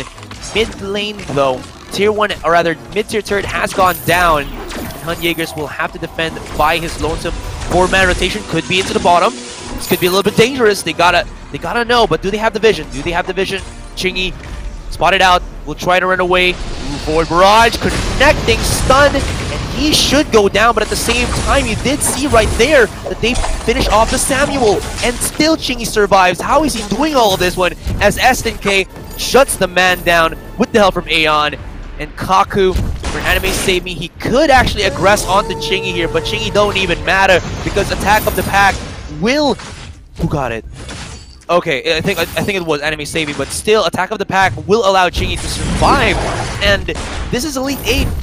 Again, not this early on, not able to get their pace rolling, and RNG getting the turrets. The thing is, because of the early game damage and rotations, they're always a step ahead, Renegades. And you saw, okay, the wave's gonna reset, they're gonna meet in the middle. This is the time where we can probably make a play, Renegades. And of course, that was predicted by Elite 8, they followed. But the problem with that play, even though they responded to the rotation, they weren't able to punish Chingy. And because of that, they had to suffer. They had to lose a couple of objectives. Top lane turret is already down, bottom lane turret is already down, but with no exchange whatsoever around the map. So they're not able to try and even out in terms of trading objectives. They always lose something, and it's twice the damage as well. And, well, I have to stop you there because now we're having a little bit of a tussle once again into the jungle. My goodness, unbeatable. Chingy is just on a rampage, 5-0-2, and he is giving no sign of slowing down, but seems like they actually found a fish in the net. Aeon trying to find his way away from that one, but SNK did drop a use on that Fearsome Shade, allowing for a little bit of space created for Aeon. Attack of the Pack once again, and Chingy is mad dog fearless into the face of this Hun Jaegers, but he gets shut down with the afterburn. Though Spaghetti has also joined in the fight with the Gwen, a little bit too afraid, so they'll just set their eyes onto the Lyra and say goodnight to that one. SNK though can actually drop right now on Ordain and make something happen. Anime Save Me, going aggressive, does get the shutdown onto this Celeste, and is giving a little bit of openings for Elite 8 to make the kills happen, but still they are at a disadvantage. That was the fight Elite 8 was looking for. They managed to try and, you know, scare away the Idris, especially in a split push. That's already the Glaive responding to this, but Boy managed to eliminate a person, which is Hun Jaegers, and there we have it. Anime Save Me has to really try and join the fight, or else they weren't able to secure. But again, what happened there supposedly is they would win a team fight at mid, and then probably shove the turret. But because SNK survived, there's the good amount of wave clear. That means they weren't still able to take an objective despite winning the fight. And because they've sent down 3 people, 2 people down at bot, it just, again, Renegades gets the better half of the pizza. And with that in mind, I think now Elite 8 have to force fights against Renegades. Like, they should try to force their own objectives. I know that it's going to be very delicate because there's going to be the possibility of that split push once again from Boy, but at least with that in mind, maybe they can push aggressively enough to get all the way to the armory is going to be difficult because there is that wave clear, like you said, from Aeon as well as SNK. But I think the risk could be worth it. Still, it is looking a little bit grim for them. 6,000 gold lead, and just a bit of insight, guys. Did you know that Elite 8 actually has been scrimming with different teams without Anime Save Me? He has been playing by himself. That's actually a very nice fact. Yeah, and he's been like, you know, he's like been doing some secret training that seems to, I mean, it looks like it's paying off a little bit. 5-3-3 on the Taka, and it's showing a little bit. Whenever you say secret training and anime together, I just imagine Anime Save Me training in the mountains with waterfalls and meditation and all that. Exactly. All that kung fu. Yeah, exactly. But going back to the game, the reason why Elite 8 could not take advantage of the composition that they've drafted, especially if you want to create picks alongside with the Glaive here, is that because Gwen, you know, Spaghetti has been keeping him busy in the top side of the map, and they're not really finding the right opportunities to catch Spaghetti off guard because they have to be busy relieving the pressure that Chingy has been creating from mid to bottom lane rather, but now they're going on again. Hallelujah! Did you just see that Chingy diving in like a crazy dog? Oh my goodness, he is just gnawing in, and he is giving a term or a new definition to the term dog fight as he found Samuel trying to run away, but he's just too damn fast. Urano will live, but the damage has already been done, and it seems like RNG, oh, you're not even chance to port back to your base. No surrender, no mercy at all. Activates the Fearsome Shade and just chases them down. How is Chingy not taking even a slight amount of damage? He is just absorbing all of it. Finally, he takes a little bit of damage, but well, they've already lost the bottom tier 3, and it seems like Renegades want some more. They even find Urano once again. He was able to get away by the skin of his teeth, but still, Renegades with these rotations, it's making it so difficult for Elite 8 to find some breathing space, to find that opening. If the stun connects on Boy, maybe this Taka might dive in onto Aeon. But Aeon's going to be a little bit more comfortable right now because he has the Ghost Wing shield. They're going to be rotating back to the top lane. Look at that. Bottom, mid, then top. Renegades just going Renegades. Renegades things. Anyways, here we go. Back to the fight. Oh, Boy, he's just going a madman into the back line. The Chakram almost connecting and shutting down Anime Save Me here. The Bane Crystal will try to help as much as it can, but 30 minutes into the game, they've already lost their bottom tier 2, or bottom 3, top tier 3, mid tier 3, 2 armories remaining, but hold that thought. Look at the damage coming out from Elite 8 here. A little bit of the breath from their side. A breath of life, maybe a hope, a shed of something that can bring them back to life. And it looks like, yes, Anime Save Me as well as Urano shutting them down. But again, they've just run rampant in the base of Elite 8. That was a very prolonged siege and a very quick rotation from one armory to another, and Renegades really took advantage of their lead. It's fine if you die because of the waves are shoved in their favor. They have bought enough time for them to be all back online, and you know, Black Claw is also there for the taking as well to probably, you know, help them out, close the game. But again, Elite 8 is not, you know, counted out just yet, but hold that thought, SK might get cut out here. Oh, he pushes them perfectly. 2-man Fearsome Shade right then and there. Urano, he goes aggressive, he wants some blood, but his rotation power is not as good. Anime Save Me though, the one true carry. Can he actually do it? It's not gonna be enough, and he goes down, and it seems like Renegades here once more. They go for the second one, third one actually, and are they gonna go for Black Claw, or are they just gonna push into the base and just say to the face of Elite 8, we got you? Hun Jaegers is still busy. Split pushing, looks like they decide to back away as the Glaive is the only one left here to defend. Ranophobia is trying his best. Core Collapse will work, and at this point Solar Storm also being used, as well as Death from above. Nice block there as game number 2, RNG takes this 2-0. Ooh, I thought Anime Save Me there can really save the game, but well, there's just too many members of RNG still left.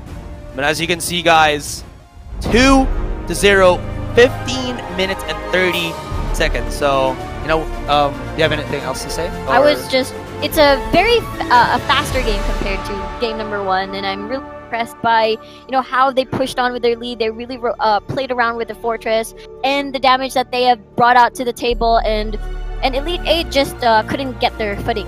Yeah. Anyways, we'll just pass it on to Mini Miter and Luxurious. So you beautiful guys, take it away.